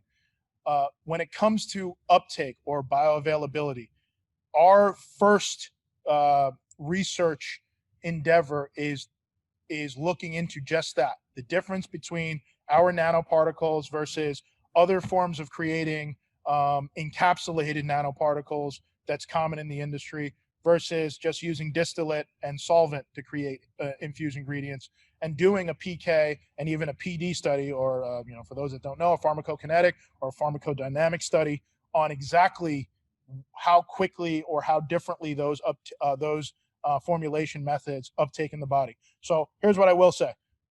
There's literature out there already that a smaller particle size should lead to quicker uptake. The way it's carried into your body, be it through a sugar or a salt or a fat, that can affect how quickly it's uptaken and whether or not it bypasses, whether or not it gets absorbed into the blood quicker in your gut, or if it has to go through the liver, which leads to that 11-hydroxy-THC, which is a little bit more potent and takes a little bit longer time. But to answer your question directly, there are a lot of people studying that right now, and we include to study that with an accredited university in an academic study as our first order of business on the research side. Excellent. Thank you, Jim Micoso. I know we have a lot of questions here. Jim, if you could, there's several questions that popped up in the Q&A. During the presentation, if you could type some of the answers maybe. Also, I want to remind you that if you have additional questions for Jim Acosta or any of the companies that presented here today, we do have the networking event following this. It will be a separate meeting. We do have the networking meeting. You can ask your questions there, as well as their contact information. It will be available on the website at linkedventures.net. You can also get into direct contact with any of the presenters here to be able to ask your questions that you have. With that, we don't have any more time for questions right now. So I want to move on to our next speaker. Our next presenter is Jonah Tuckman, CEO of eBumps. eBumps is a company that's based out of New York City, and eBumps is developing a new advertising platform for the 21st century. They provide companies with an opportunity to advertise on a revolutionary platform that's unlocking location-based advertising in a real world like never before. By offering space on their eBump to advertisers, drivers can also get paid for driving that they already do while supporting brands and missions that they believe in. Jonah, hopefully I didn't steal, I know you've presented here before, and I hope I didn't steal all your thunder, but I know you have some great announcements as well. You've presented here a couple of times. I know you have some other announcements about some of your recent updates. So we're looking forward to your presentation, Jonah Tuckman. Yeah, absolutely. And thank you very much, Tim. All right, well, thank you everyone for being here. My name is Jonah Tuckman. I'm the CEO and founder of eBumps. And at eBumps, we've created a market for 227 million licensed drivers who have not yet had the ability to monetize their space. When we were founding this company, we found a few issues with the out-of-home advertising space as it now stands. For large companies and agencies, we found that an ROI is a difficult thing to track, and it can be quite expensive in the same route. Billboards are difficult to track impressions with and lead to a great deal of fraud and misleading information in terms of how many impressions they truly are getting. For small businesses, an ROI is difficult to track, and there are limited options in the out-of-home space. And for this grouping of people, billboards are far too expensive. And then for the individuals, there's a high need to express themselves that right now is limited to solely social media. And for them, billboards are way too expensive. And thus we created a solution for the out-of-home space, an advertising platform similar to an outdoor Facebook ad store. Through the creation of 21.5-inch LCD screens that are mounted to the passenger side door of vehicles, we have essentially created moving digital billboards with targeted advertising. And from there, for our drivers, we've created a personal monetization system beyond just social media and large online presences. Because it's a new idea, we created a short video that we think explains the idea quite well. eBumps is creating a completely new ad space, allowing drivers to be paid for work that they're already doing. We give advertisers the insight associated with digital advertisements and the attention-grabbing flair of outdoor ones by allowing them to advertise on the fleet of cars already filling the streets. Users can evaluate their ad campaigns in real time and see when and where people are interacting with them. This gives everyday drivers an additional source of passive income. By displaying our ads on your car, you get paid for the driving you already do. In an ever uncertain world, eBumps provides exciting new opportunities for everyone. We've identified the market size to be roughly $260 billion, 8.6 billion of these being in the billboard and out-of-home advertising space alone, and 181 million of these being in the digital out-of-home space. Through our work with a company called Street Metrics, who does our impression counting, they have spoken on the fact that through impression counting and ROI analytics, we not only speak to billboard and out-of-home advertisers, but also towards the digital advertising dollars, which are roughly $130 billion annually. Our market, based on rather conservative projections, is roughly $51 million. This is our 2024 annual revenue if we were to have just 1,100 screens on the road, which represents less than 1% of the total market share. Our business model is based on a VCPM, meaning a viewable cost per mil. This allows advertisers to pay a CPM for the digital advertising that we deploy on our platform onto our portable LCD advertising displays. We then take this portion with high margins, they'll allow a percentage of it towards our drivers and partners. We've made multiple strategic manufacturing and industry partners in our time that have allowed us to be so successful in the past year. Our first was AU Uptronics, who's an LCD manufacturing firm based out of Taiwan. They're often referred to as the best LCD manufacturers in the world, as they now build the screens for companies like Samsung. When first working with AUO, they shared with us that they do not work with startups or small companies, and thus their working with us is incredibly indicative of where they think that our business model will be taking us. We then signed on a company called Tech Global, a system integration firm based out of Chicago. They take our LCDs and build the mounting and further systems that then go onto the vehicles. They represent firms such as 3M, Delta, and Motorola and do incredibly high-level work. We then partnered with a firm, Street Metrics, who works on the collection of impression data and return on investment analytics.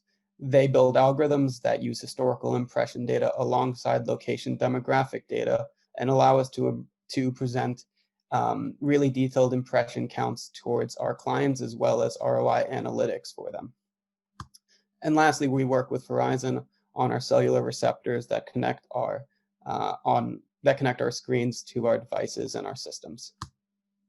The competition in this space are companies like Grabbit, Firefly, and Halo, all of these being large and bulky permanent fixtures that require professional installation, and similarly, all of these having a revenue cap. Our screens are low-cost LCDs that require no professional installation or not permanent fixtures. Through our work with Street Metrics, we have highly advanced impression data that then differentiates ourselves from billboards and other out-of-home spaces that exist. And because our work is not solely with programmatic advertisers, but additionally with our open ad store, we don't have a revenue cap that would exist in terms of what a programmatic ad firm can sell us, but rather we have an open ad exchange for whoever would like to list ads. For our drivers, we are originally opening in New York City in the beginning of January of 2021.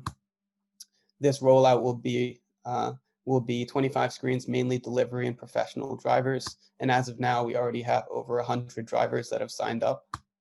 And similarly, we have 7 screens that have signed on to go onto John's famous hot dog in the heart of Times Square. He's on 46th and Broadway and will also be working as a sales ambassador for us when he is approached daily about running advertisements on his screen, as it is in some of the best locations in the world. He will direct them towards the eBump system. Right now, a billboard in Times Square is anywhere from $5,000 to $50,000 a day. And thus, at our CPM of $5 to $20, we're wildly undercutting. These billboards and thus opening the market to smaller businesses and individuals. For the small businesses, we've identified this as an applicable solution, which now allows them to run advanced targeted advertising campaigns in the out-of-home space for a cheap and affordable cost. They can now run campaigns in locations specific to their stores and times that they feel they'll get the highest return for an affordable cost, which isn't existent right now in the out-of-home space. And for the individual, we allow for a space of expression. Young activists have a way to spread their message, young musicians and young artists have a way to get their name out, and much more onto our platform. We have strategic partners in our marketing forces as well. Marketing 360 is a Denver-based firm who represents the Denver Broncos. As of now, they get us roughly 86,000 monthly impressions and 3,500 monthly page views. And similarly, we work with ViStar Media, who's a programmatic advertising firm, meaning that they build advertising auctions to all of the unsold space on our system. So when we go to market in early January, as we do not have any sold space on our systems yet, ViStar will be selling the total unsold space, and thus we will have a revenue stream the second that we get to market. We were originally going to market in New York in early January, and from there plan to expand to cities such as Boston, Chicago, Seattle, Austin, Las Vegas, and then further cities within the United States, and have already begun the planning internally of international expansion. Our founding team is myself as CEO, Cole Johnson as the Director of Business Development, and Corn Rose as the Chief Technology Officer. eBumps has a really interesting story where Corn and I actually founded it while still in school. We wrote software and we built hardware in our off-campus house. And then all of us raised over $400,000 before ever graduating, and have now built the company to all of its success that it now holds in less than a year. As of now, we've seen pretty exciting traction in Milestones. We've contracted with programmatic advertisers who sell our unsold inventory. We have 25 units that we are deploying in January of 2021 that will see an immediate revenue stream. We've signed up over 100 New York City drivers, and we've contracted 7 screens in Times Square. And we have a letter of intent for international joint ventures that we are currently in the due diligence stage of. And similarly, we are patent pending with a PCT application, meaning that any country that follows the Patent Cooperation Treaty will allow us to patent our IP at a really seamless state, and thus international expansion is quite relevant and easy on the IP protection side. We're raising right now $2 million, which we will use to produce and deploy 500 LCD screens and for additional sales and marketing. Right now, we predict with the data that we've heard on impressions from Street Metrics and the CPM rate that we've heard from ViStar Media, that a screen will make us roughly $90 a day and thus $2,700 a month. This then means that these 500 screens will produce over $16 million in annual revenue. And with our high margins, we then hope that this will be our last time raising, as we will then be able to use profit to purchase further screens. In 2024, at a annual revenue of $32 million, which, as I said, is rather conservative and actually below what we have projected, we have an ROI of 53%. And my contact info is right here in case anyone would like to ask further questions or really discuss how we can get involved. And so thank you very much, everyone. I really do hope that you'll be a part of the future of out-of-home advertising with us.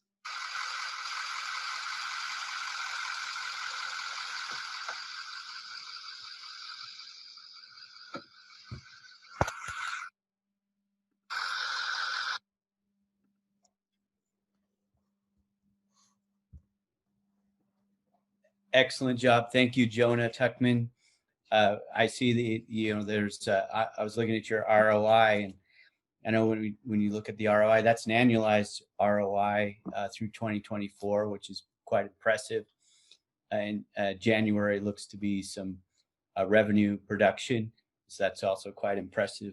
We have some questions coming in from the audience, but I want to give the investor judges an opportunity to ask some questions as well. So from our investor judges, do we have some questions? David, looks like you have a question. Yes, great job, Jonah. I know that you mentioned that the monitors are very low cost, but do you have a strategy to prevent theft off of the vehicles, or any sort of strategy that you could speak to? Yeah, certainly. So we found ourselves in a really interesting paradox where we wanted them to be easily removable for the user, and yet we also didn't want them to be stolen. And so we had to find the medium between those two, and Street Metrics, Tech Global, who is working on our system integration and thus building all of these systems that allow the screen to mount onto the car, has worked in the past with the screens that you see on the sides of buses and the screens that you see on the sides of bus stops and mailboxes and things of that sort. And so they're really confident in the system that they've built. It has a small lock that doesn't allow for theft. They explain that if you don't know how to do it correctly and you don't have this small lock, that you would need a crowbar to get it off of the car. And so we feel confident, based on all of the testing that they've done and all of their market experience, that that won't be a high issue. Thank you. Yeah. What about the power supply to run these monitors? Yeah, they simply, we have a cord that runs through the door. It can be slammed on top of, and it plugs into the cigarette lighter. And did you share what, I know you said like $2 million you're looking to raise. I don't know how much you've raised so far. You're saying the money you're looking to raise is for additional monitors. What do you pay the drivers, and how do you know that they're getting so many miles in for you, so they're not just sitting in the garage and trying to collect revenue from these opportunities? Yeah, certainly. So right now we already have 25 screens that are purchased, and they're coming in January. And we're deploying those in New York City. And out of the 100 drivers that have signed up, because we have a finite amount of screens, we've had the ability to make more targeted decisions about where they're going. And so we know all of the drivers, we know their driving patterns and such. Similarly, our software knows activity because we track the locations to be able to understand impression data and how to target these advertisements. We know if they aren't driving. And in their terms and conditions, they are signing on and saying that if they aren't driving for a certain portion of time, we are certainly allowed to ask for it back, and we sustain ownership throughout the entire time. A driver doesn't pay for the screen; we give it to them. And so, really, our software is able to flag all of those things and let us know if it's not producing revenue.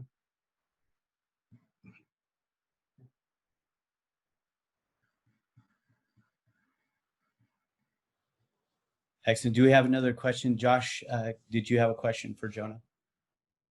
Yeah, curious about the number of potential advertisers you have and any potential issues from particular states or locations that won't allow for that type of mobile advertising.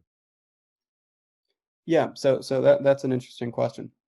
In terms of the potential advertisers who have signed up, we have our sales team that is speaking to a large variety of them, and really they just want to know that the system's available. And so through all of the conversations, there are a handful of them who have said, just contact us when it's ready and we'd love to. And so the system is up, but the screens aren't on the road and they don't want to run a campaign a month in the future. And so there's certainly a grouping who are ready. But the nice thing about what programmatic advertising does is they sell everything that's unsold. And so when we go to market, we expect somewhere from the range of 90 to 100% of the screen unsold to advertisers. And Vistar will come in and fill every ad slot that is existent. The thing about that is that we pay a bit higher of a commission rate to them than we would if we sell it in-house, of course. And so we look to branch off of that as we continue through sales and marketing. And we think that we're going to be successful in that front. But the nice thing is that Visar only sells what is unsold. So if we go off and sell 40% of our system, they sell the other 60%. So we're never wasting space on the screens. And then to the question about locations, again, with our software, we've come across a few of those issues with our legal team.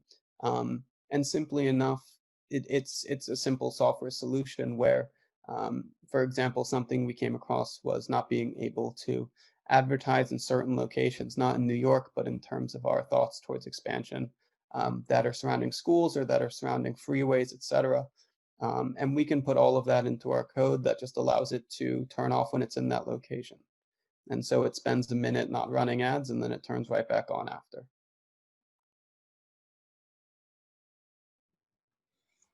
Excellent. Thank you, Jonah. Do we have other questions from our investor judges? We do have some questions from the audience. It's like we're good there. First question from the audience is, have these, right now, obviously there's a winter storm that came through the northeast there. And so talking about winter conditions, have these been tested in winter conditions? Yeah, absolutely. Our engineers have done a lot of testing. I've seen videos of them spraying it with hoses, jumping up and down on top of them. They're very well tested. Excellent. And can you talk about, a little more in depth about the hardware or technical challenges that you've had and how you've overcome them, or how you intend to overcome some of the challenges that you may face with the hardware or technical Yeah, challenges? no, absolutely. A pretty interesting issue that we actually solved at the beginning of this month was that there's a substantial amount of data that's exchanged between our server and the screen. And in our original designs, we had that going through a mobile app where a user goes on, downloads a mobile app, connects it to the screen, and then that acts as our transfer of information. But what we found is that it can then be rather slow and also put a burden of data transferring onto the user. And so what we did is, alongside our work with Tech Global, We actually embedded every piece of hardware with a cellular receptor so that now our screens are engaging with the system one-to-one without any intermediary between the two, which then allows us to exchange much more data at a faster pace and a lower cost. And similarly, it allows us to take much of the grunt off of the user. So for a driver, it's great to have them using it, but for John's Hot Dogs, for example, he doesn't need to. And so we can actually cut out the intermediary in terms of a lot of the data side of everything. Thank you, Jonah. And the next question here from Mohammed. Sounds like, would you like to discuss another opportunity in Saudi Arabia as well for international expansion? Yeah, we'd certainly think about that. The way that our international expansion is set up at the moment, as we have identified a few different areas that we're interested in, and begun the conversations in a handful of them. Something that we do is we have our eBumps International company, which we are raising for right now, which we then set up into joint ventures in different locations. And so when an investor is buying into the joint venture, it is with the domestic focus of whatever the location is. For example, it doesn't have to just be one country, but it can be a grouping or an area. And so, yeah, we've had this conversation with a handful of different investors in different locations. And so, yeah, we'd love to have that conversation. So Jonah, can you clarify that? So an investor that's investing in your offering today, they're getting all of eBumps with an investment in your ask today? Exactly. Yeah, exactly. And then when we open up these joint ventures internationally, the parent company eBumps that we're raising for right now will have a holding in those firms. Okay, so if you clarify that, then and a joint venture, if you were to open up into another international market, you prefer to do that as a joint venture for that market alone, but they could have the option to be in the main overall global entity. Is that, did I get that right? Yeah, you did. Okay. Jonah, we have another question from Meng Tan. You mentioned that the raise is $2 million. So how much has been raised and committed so far? Yeah, we have a handful of investors who are committed right now who are varying on their specific amounts. The minimum amount is 50,000, and so they are just wavering on exactly what the amount that they're investing will be. And similarly, we have a handful of interested investors who are ready to invest in either January or once they can see a revenue stream, depending on what their interest is. And for them, we'll be seeing a revenue stream in early January, and there's a lot of interest on that front. And so we feel really confident about the raise that we have right now. And as I mentioned earlier, we hope this to be the last based on the revenue stream that we hope to see with 500 screens. Excellent. Thank you, Jonah. We have about 1 more minute. If you have a question for eBumps, again, remind you that the company's presenting here today. We do have a networking event following this webinar. It'll be a separate meeting, and you can ask more questions and meet directly with the presenters here today, including our investor judges. And contact information is also available on the Linked Ventures website, linkedventures.net, and check that website frequently for the most recent updates. And you can also check for contact information on the companies that presented here. The videos and presentations will be available sometime next week as well. I did take the rest of the minute, so sorry we won't be able to get to all the questions. I think if there's additional questions, Jonah, if you will just answer those questions or type those questions in, but I think we did get to most of every question. So our final presentation here today, thank you, Jonah Tuckman, CEO of eBumps. Our final presentation is Simon Legel. He's the co-founder of Driftless Extracts. Driftless Extracts is a hemp solutions provider located in the heart of driftless region of southern Wisconsin. Their vision is to revitalize local agricultural with hemp as a centerpiece to a renewable future. And they continue to bring leading edge technology to their facilities and build services to support their grower network. They're positioned in the marketplace for multiple renewal hemp products, including packaging, fiber composites, extracts, powders, and seed oils. And the leadership team intends to leverage this advanced position to a high value renewable industry in the Midwest that will provide a market foundation for a large scale agricultural hemp production. There's more that I don't want to steal all of your thunder, Simon. Simon, it's all yours. Thank you very much for joining us. Well, I appreciate everyone on the call today. My name is Simon Legal. I'm one of the co-founders of Driftless. We're off to the races in the renewable materials game. This is an image from some of our cultivation that we've done over the past few years.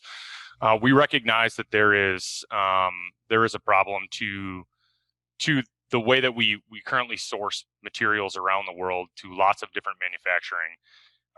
And in order to hit climate carbon targets, we're going to need to come out with a number of different renewable plant-based materials. In addition, we know that in order to get into that space, we're still years off from long-term commercial grade production. And if you want to start into a venture, you need to make a cash flow business, or you're really just doing a science experiment and providing technology for other groups to use and leverage in the future. So our solution to that was to build a high performance team and build out a cash flow business that's relatively disruptive in the cannabinoid space, while pushing research and development into more practical fiber applications long term for hemp. I've seen others present different numbers today. This is by Brightfield. 2023, we expect the cannabinoid market to grow by 3 times to be a $12.4 billion industry. We want to go out and grab some of that market share and participate in that space. We want to participate in the ingredient space, and we also want to participate in the retail space. But more importantly, we're after this target. We're after the renewables materials target, which is going to show explosive growth over the next 10 years. Verixian expects that market to grow to $425 billion by 2027. And internally, we actually believe as a founders team that we'll see a natural progression into renewable materials. Much like we saw the electric vehicle market expand 10 years ago, there was really one group doing anything in the space. And here we are a decade later, and every major auto manufacturer has their own fleet of electric vehicles that are going to be online by 2025. FedEx, UPS, all the other groups are working with different manufacturers on trucks, and we anticipate materials are going to follow suit. So the founders group came together in 2018. We were somewhat disadvantaged in the hemp space that Wisconsin was relatively late to the game to legislate. I come from a finance background, and I couldn't participate until the 2018 Farm Bill passed. And so we had to come up with solutions to be really disruptive in a space that kind of had matured without us in the few years before. So the founders team comes from production-based backgrounds, and we all have business backgrounds. I'm going to start in the upper hand left-hand corner. This is a bit of a family story. I'm one of 3 brothers and a father that were on the foundership team with 2 other groups, 2 other individuals that are in network. Ed in the upper left-hand corner is the president and CEO. Ed has an engineering background. He worked for a group out of Madison, managed 50 engineers across the country, big water-related infrastructure projects, think breakwaters, harbors, $50 million CapEx projects.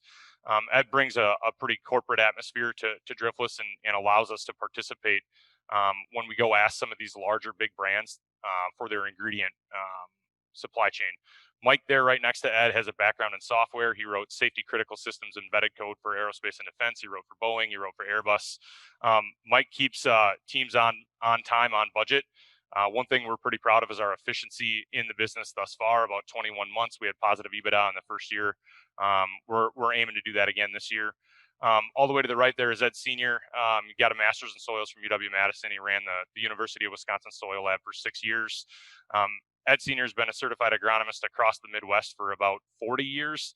His grower network is north of 70,000 acres.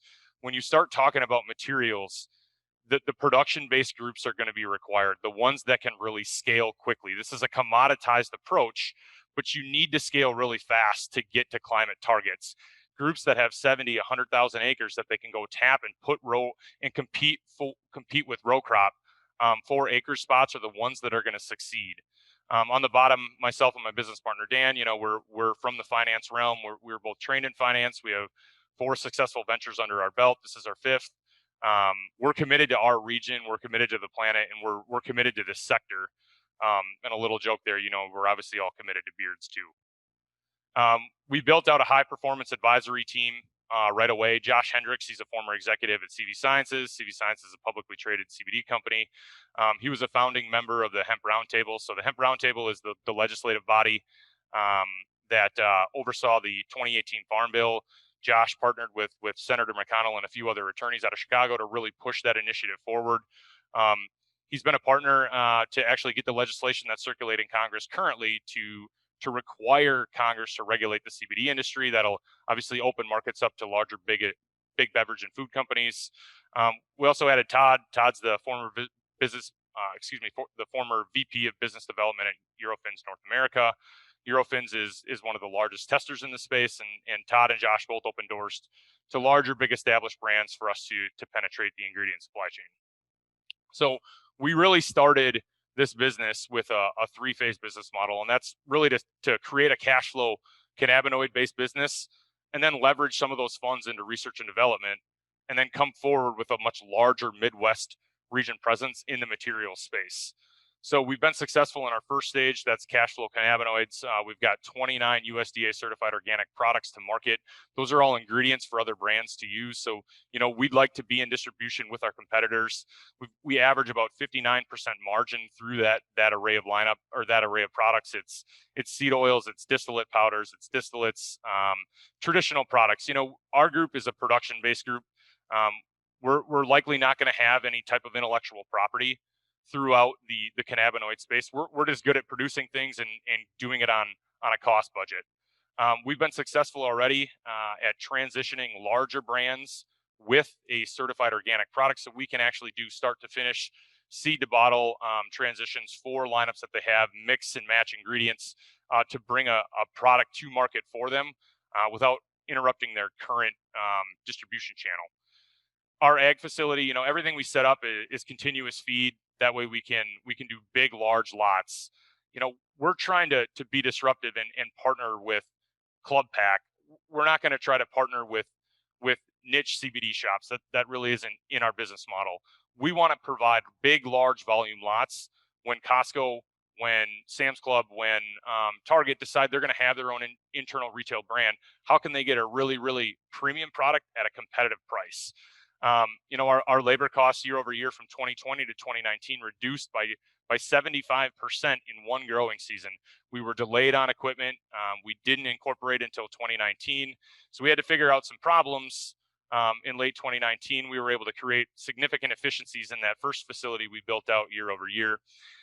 One thing that kind of separates our group is we classify the plant immediately. So we classify into 3 different pieces. That way we have 3 different revenue streams: flower and leaf material that you can create cannabinoids off, but then we're also after core and bark material too. We have markets already established.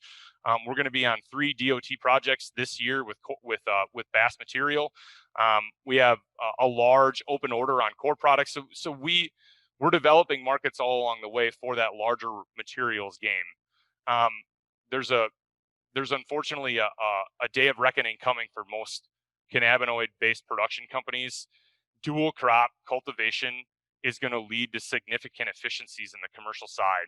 And if you're not doing a dual crop purpose, you're going to get driven out of business because you can do it much cheaper on traditional row crop with large 21st century agriculture.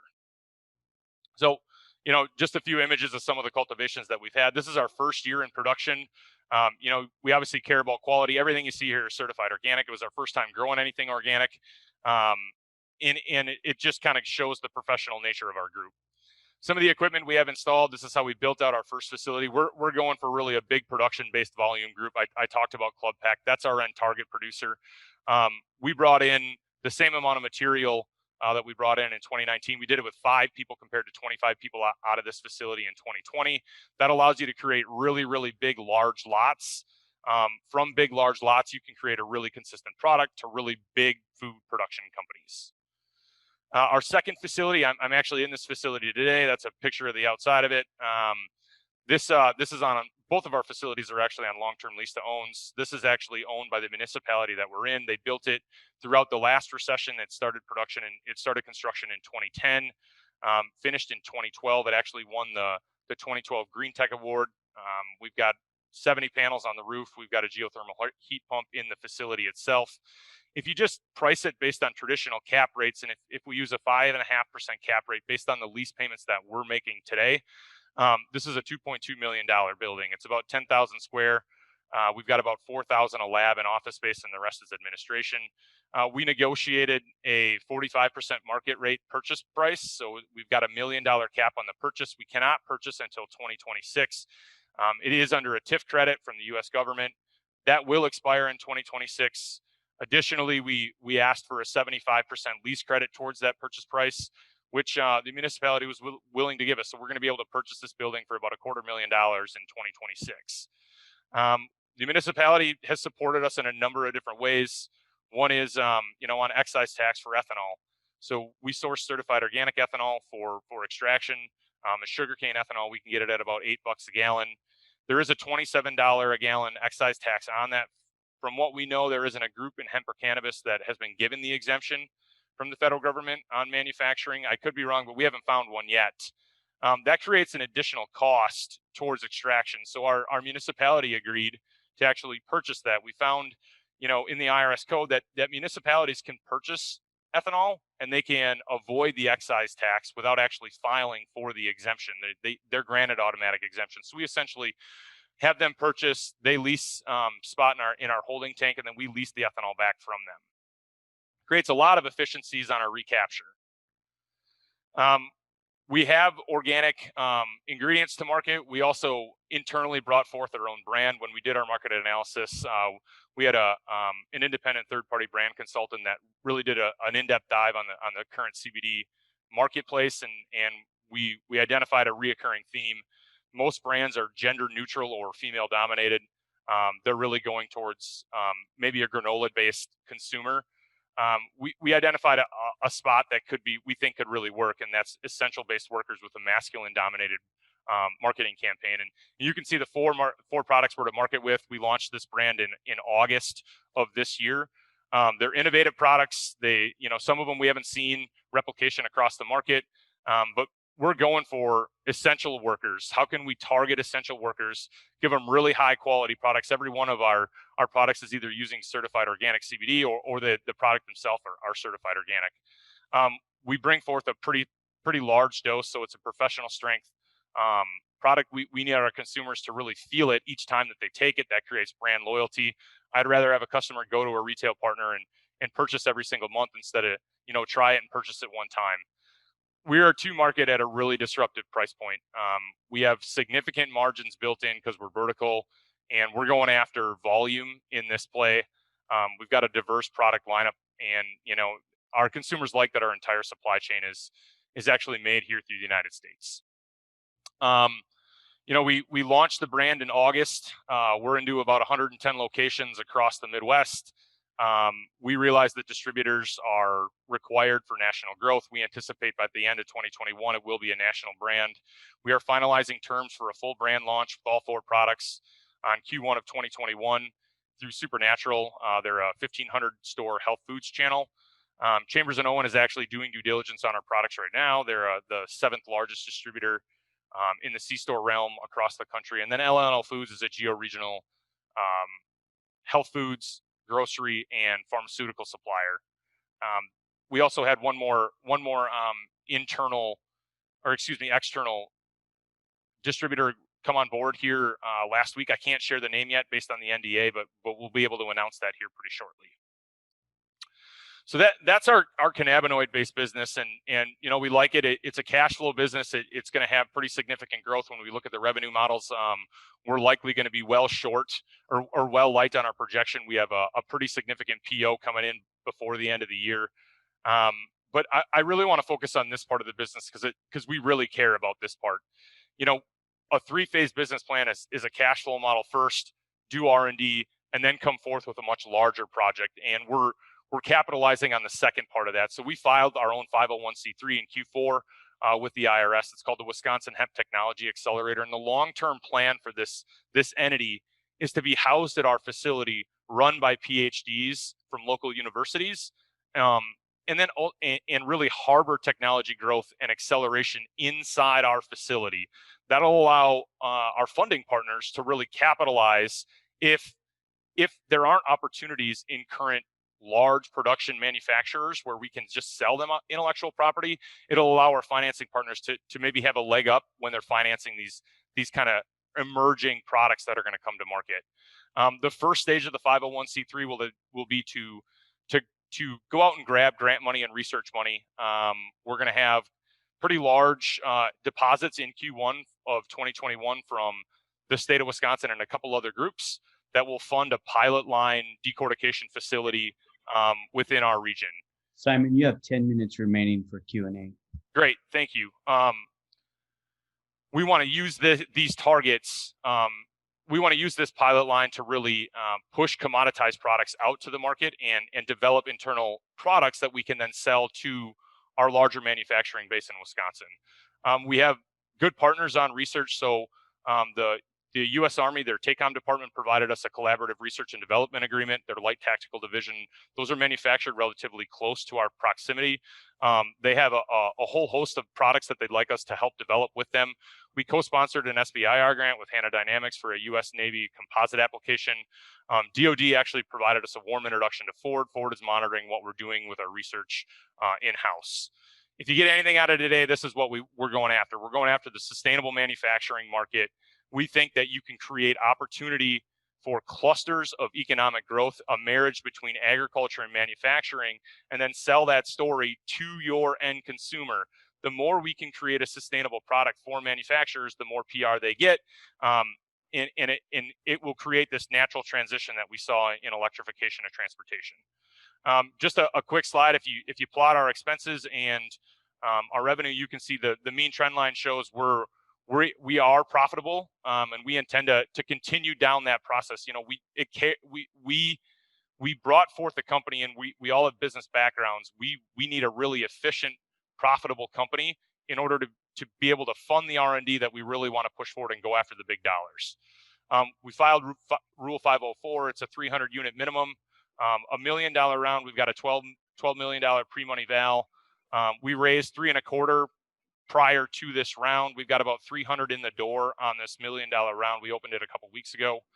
The use of the funds, so it's going to be the majority of the funds are a CapEx installation here in the facility I'm in. We're going to bring in the back end.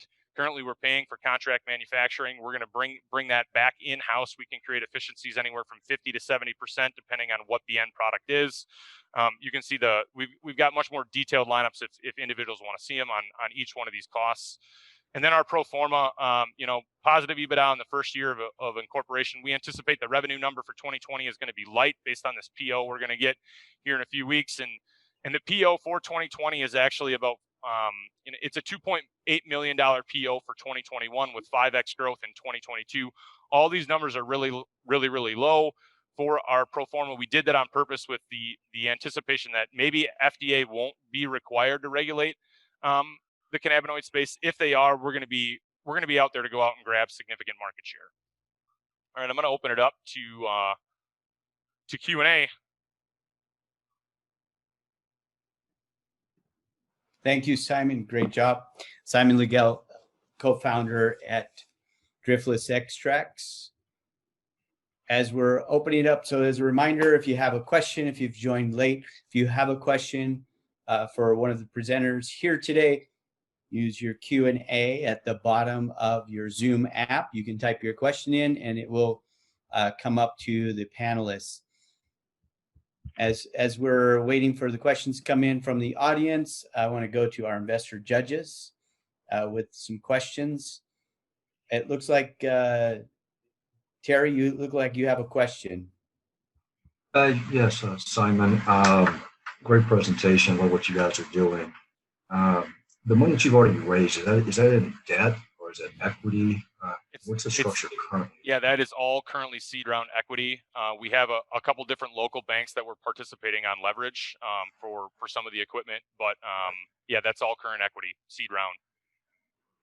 And real quick, are you guys looking to get into the agricultural space at all, for feed, cows, pigs, that type of stuff with any of your leftover products, or you can go after that market? Could you repeat the question? I'm sorry, I didn't hear it, Terry. I'm sorry about that. Are you guys looking to get into the agricultural side for supplying feed for livestock? Is that another area you're looking to? As soon as we get good sound guidance that you can provide feed additives, yeah, certainly we want to provide it. And on two sides of the plant, both in the cannabinoid space, but also on the fiber side, you can create good, robust filler in feedstock for animals using a couple different parts of the plant. You're going to notice this as row crop, you said earlier. Yeah, so that's really our background is row crop agriculture, big scaled, you know, think GPS guidance, large equipment, big installations. That's really the only way you can go out and land in the cannabinoid space, a group of club pack size. If you want to go after club pack, you need a big, consistent lot. We got a grande white chocolate mocha. And then I want something. Jim, can you please mute yourself? What was that last part? Our question was, Josh, did you have a question for Simon Legal? I did. I had a question about the secret sauce. So you had mentioned that you had the probability of working with military and or Ford, wondering with a lot of other entrepreneurs and inventors coming up with textiles and carbon fiber. What is the secret sauce, and how would you be able to kind of appease investors into knowing that that might be something that could work out? Yeah, I mean, DoD has actually been on site with us twice, so they've visited our facilities already. They're interested in the research that we're doing. I do want to say that we're not, you know, I have a finance background. I'm not going to be a PhD in polymer science. We partner with PhDs in polymer science. So the individual running the 501c3, he's got a PhD in mechanical engineering and polymer science. He got his master's in mechanical engineering from Cornell. He's really, really well known through the space. He's actually consulting on, I'm not sure if you're familiar with the two really large fiber projects that are going in installations across the country. One's down south, one's out west. He's a lead consultant on one of those projects already. So our job isn't really to create, to be the specialist, but instead build a high performance team, and we can bring those specialties in the name of Driftless products, or bring a manufacturer to the table, do the research in-house, and then sell the IP to a local manufacturer where we can provide the raw material to get that up the chain to really monetize the product.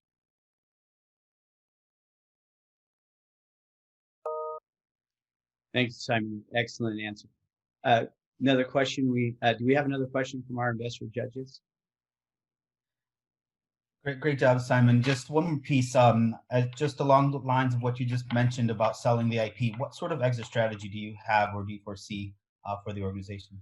So we have conceptualized essentially two. We think the cannabinoid-based business is ripe for, because it's vertical, is ripe for acquisition in the future.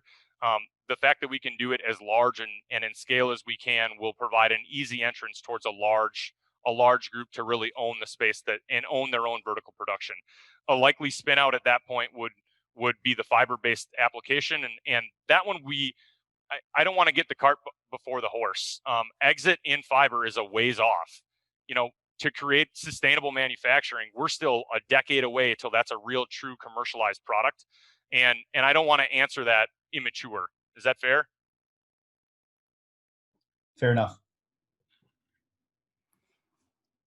Great. We have some time for a couple more questions here. I want to get to some questions with the audience. We have a question here from David Merrick. Are you planning on building materials such as hempcrete or flooring or other materials such as that? Yeah, those are pretty low grade, low target numbers. We need to go after higher monetized base instruments.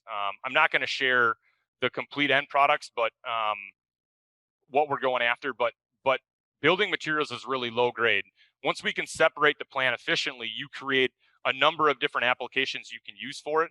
The higher your separation content, the more valuable your fiber becomes. Erosion control is a really low grade based application. It doesn't have to be super clean. Even if we get it to 75% clean, that's good enough to land it on these 3 applications that we're putting it on DOT projects. That's a compelling story to sell to your state legislators when you're going after research dollars, that we're on a DOT project and we did it with pretty low grade fiber. The better grade fiber are going to be used in much more industrial applications. Building materials can be one, but hempcrete is really low hanging fruit, and it isn't easy to monetize. That's a commodity based approach. If you go more into the woven space in an industrial scale, opportunities open up. The reason DoD wants to understand how to incorporate this into their production is twofold. Number one, they are really, really concerned about domestic supply chain. They need it for national security. Everything has to be produced in the United States. But number two, DoD is they're pretty confident that Congress is going to pass renewable sustainable materials requirements, much like we see in Europe, where 30% of materials are going to have to be sourced of a renewable nature. You can't do that with a ton of different fibers. There are only a handful that can be grown effectively in sustainable nature. And hemp is kind of, Josh asked about the secret sauce. Hemp has that in itself because you can grow it relatively efficiently, low cost, and drive production in order to get enough scale to be the feedstock towards some of those renewable materials.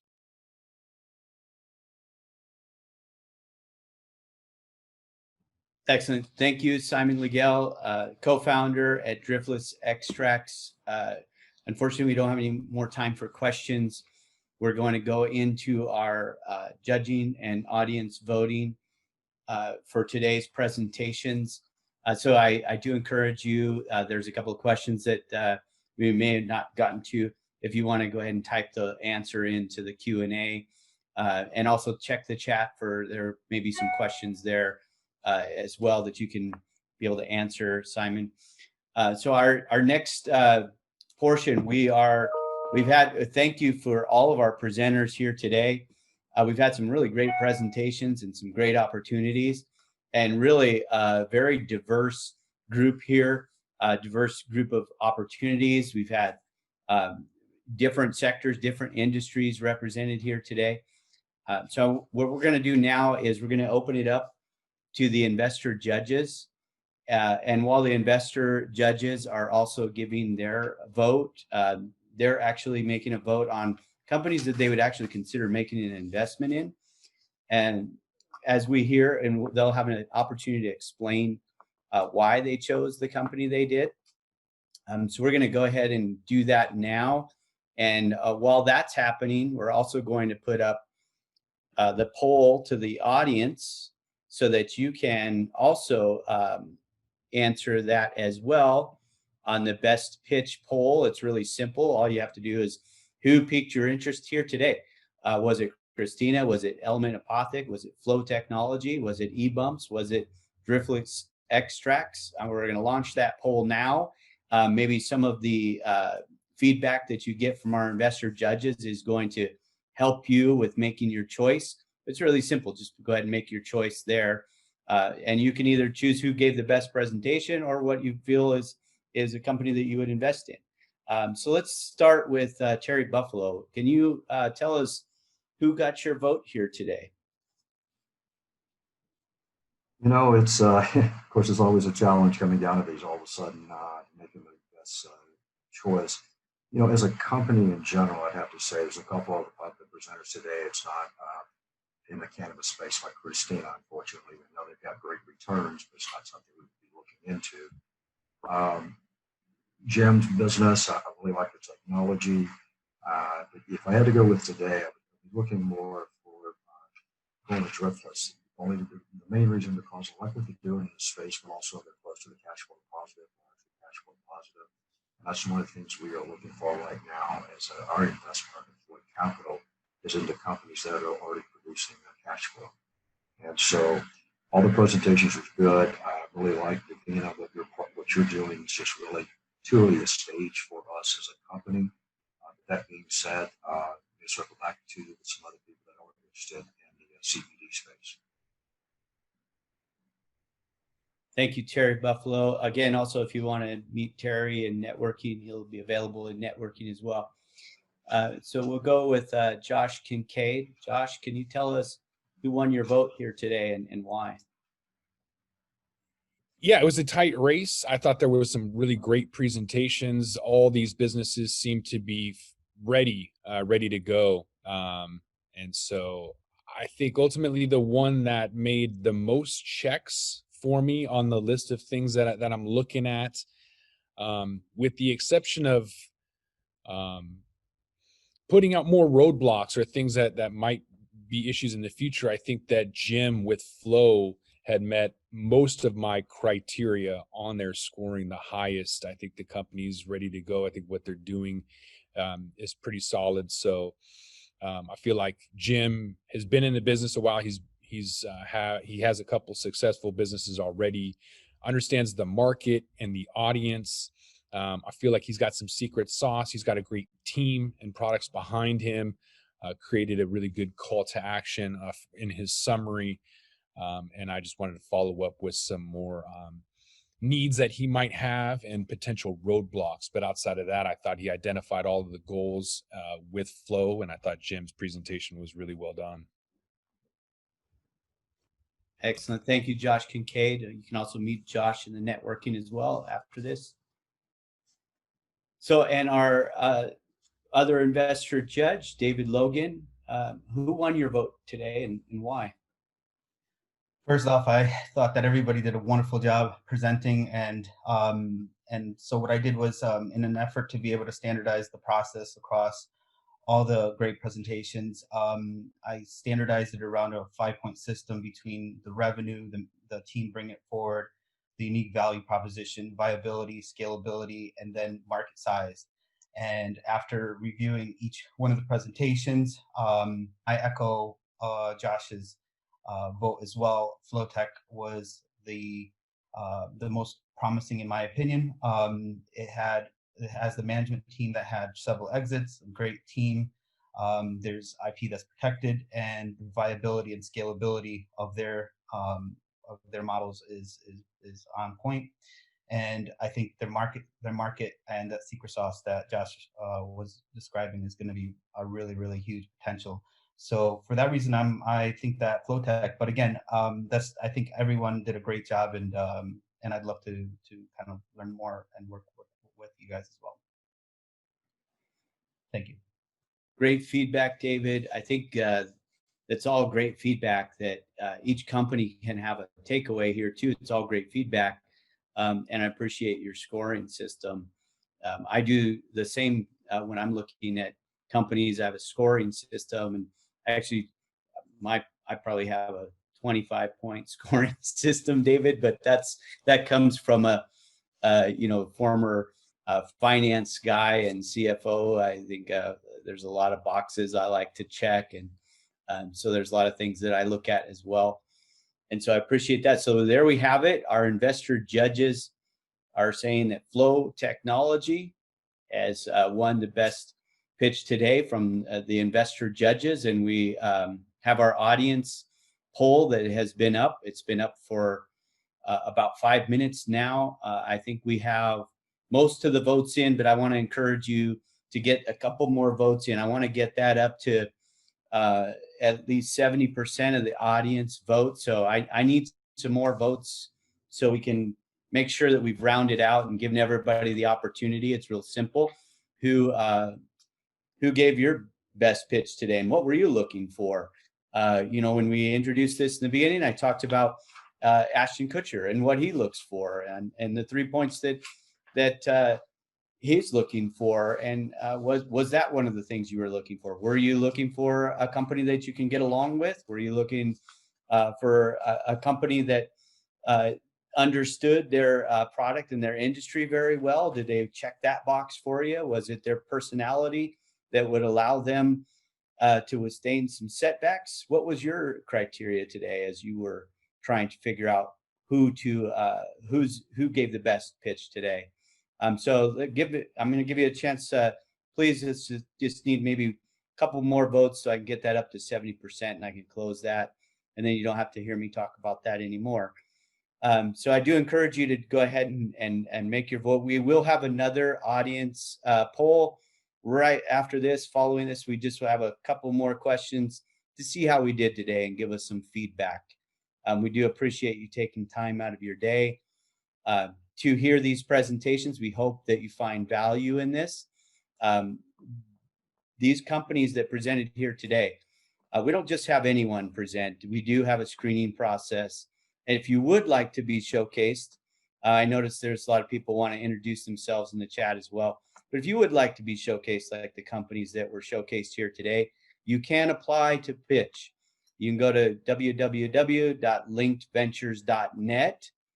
We will begin the review process there. So you can start the review process there by applying there.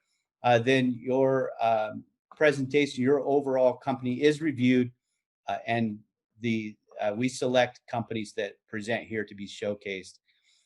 We do get about 100 companies a week through all of our deal flow channels. So we look at a lot of opportunities. So not everyone gets to be here, and we appreciate the companies that did present here today. So we did reach over 70%. I am going to end the poll. So our investor judges said that Flow Technology has won their vote. Interestingly, with the audience has voted that Driftless Extracts has won their vote. And so they're with 36% of the vote, Driftless Extracts, Flow Technology coming in second with 21% of the vote. All the companies did get votes here today. So I think that all of them did a really excellent job at presenting, and we appreciate you coming forth and presenting your opportunity. It's not always easy to do that. So I'm going to end that poll. I'm launching the next poll, which is just our, this is just our questions to ask how we're doing here today. And maybe if there's a company that piqued your interest, you get an opportunity to say so in there as well. Again, just a reminder, we will have the networking event where you'll have an opportunity to introduce yourself. You'll have an opportunity to meet with the presenters here today, including our investor judges. Thank you to our investor judges taking time out of their day as well. So that's a networking opportunity where you get a chance to, you'll have a more open forum to go ahead and put your chat in. You'll have an opportunity to put whatever you want into the open main room chat. But we will have a breakout room where, if you want to have a serious conversation or meeting with one of the companies that presented here today, and you want to ask some more questions, you'll have an opportunity to do that. Where I'm going to put that link shortly into the chat, so you'll be able to join that meeting. It's a separate Zoom meeting with breakout rooms, and it's also available on the Linked Ventures website at linkedventures.net under the Investor Spotlight tab. You can also check that link over there. It is free to attend, so we also appreciate you coming out for doing this. In the process, we've had a lot of opportunity to meet with a lot of great investors. We've actually had some great success with companies that have presented here in the past. Just to kind of give you some results, so a recap of our last 4 events, and this is our 5th event. We have had companies that have received LOIs for international expansion. We've had companies that have taken down their entire round from one investor. We've had other companies had offers for up to 10% of the company.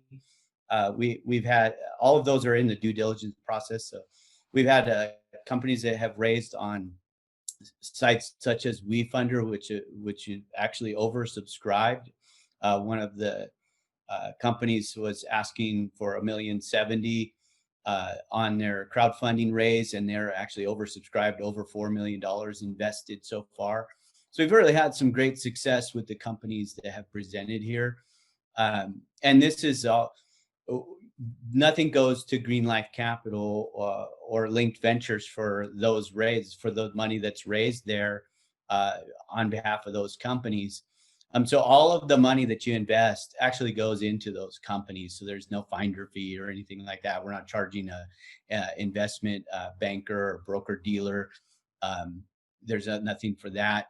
We're simply doing this to open up the platform for them. There is a small cost for them to participate in the platform. It's in the form of a sponsorship. It's really a nominal cost to participate.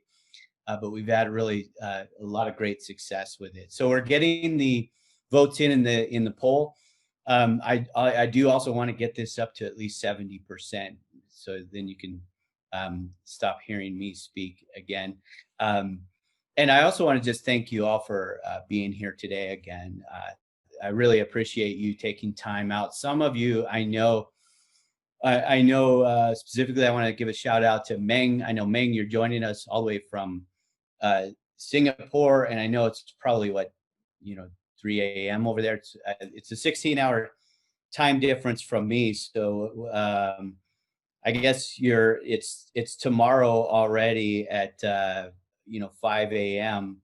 Over there. So I know it's you had to get up early to catch these presentations, and we've had a lot of investors also join in from London and different places all over the world, all over the globe. We had Saudi Arabia. We had a question there. Again, please just answer our questions here in our poll.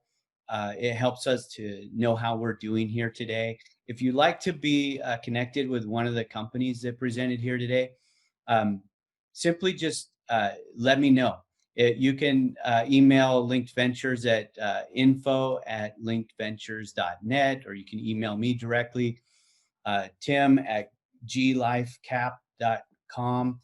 And a little quick, I'd be remiss if I didn't get the opportunity to also talk a little bit more about Green Life Capital too, since we're sponsoring this event. We have been offering growth finance to companies in the form of up to $5 million of unsecured money and up to $50 million in real estate. We're really industry agnostic, and we are one of the few companies that can invest in and offer to the cannabis industry. But we've had a lot of other industries, like you said, like we've noticed here today. But one of the greatest things that I find about debt financing is, and a lot of people don't know this, and you just have to take a finance class to know this. Debt actually costs a lot less than equity raising. Equity is the most expensive form of capital that you can get. Maybe there's some investors that won't be happy to hear that as I'm saying that, but we also do hope to. We have a fund that we have on hold right now that we want to be able to offer equity as well. And there's great upside potential with equity. With debt, it's non-dilutive. So that's what we offer. We do see a lot of deals that we are looking at since 2019. We put together a syndication. We've invested over $200 million. 2020 was a challenging year, obviously with COVID. And so a lot of things were locked up and things like that. We hope to get that going again. But anyways, I want to thank you all for coming here. I'm trying to get that. I keep talking because I'm trying to get that poll up to 70%. So I'm going to add now, as I'm continuing there, I'm going to go ahead and add the link to the networking meeting. If you want to go over there, we'll be still here for just a few more minutes. And we will join. We'll join separately. We're going to take a quick break as we go to the networking meeting. The networking meeting will start at 2:00. So we're going to take a quick break here before we go into the networking meeting. And I almost made the accident of clicking the link myself, and so I almost left this meeting here. So you have to be real careful to not leave. If you want to stay in this meeting to hear the results, you'll want to not click on that just yet. I'm going to go ahead and pull that up right now. Apologies. I wanted to get that copy and paste that link over there. There you go. There is our networking meeting link. So if you want to copy that link, put it into your browser and then join it after you end this meeting. We're just about to the 70%. So just please a couple more answers in our poll. Again, I also want to thank our technology. Behind our technology was Vinod. He's helping us make sure that this all went off, that this event went off without a hitch. And we did pretty well. We didn't have too many problems in our event. And so we did really well. It went pretty smoothly. I want to thank you, Vinod, for doing that. So there we have it. We've reached over 70%. I want to thank you for that. I'm going to end the poll, and then we're going to end this meeting, and we'll see you over there in the networking meeting shortly. Thank you very much. Thank you for joining, and happy holidays.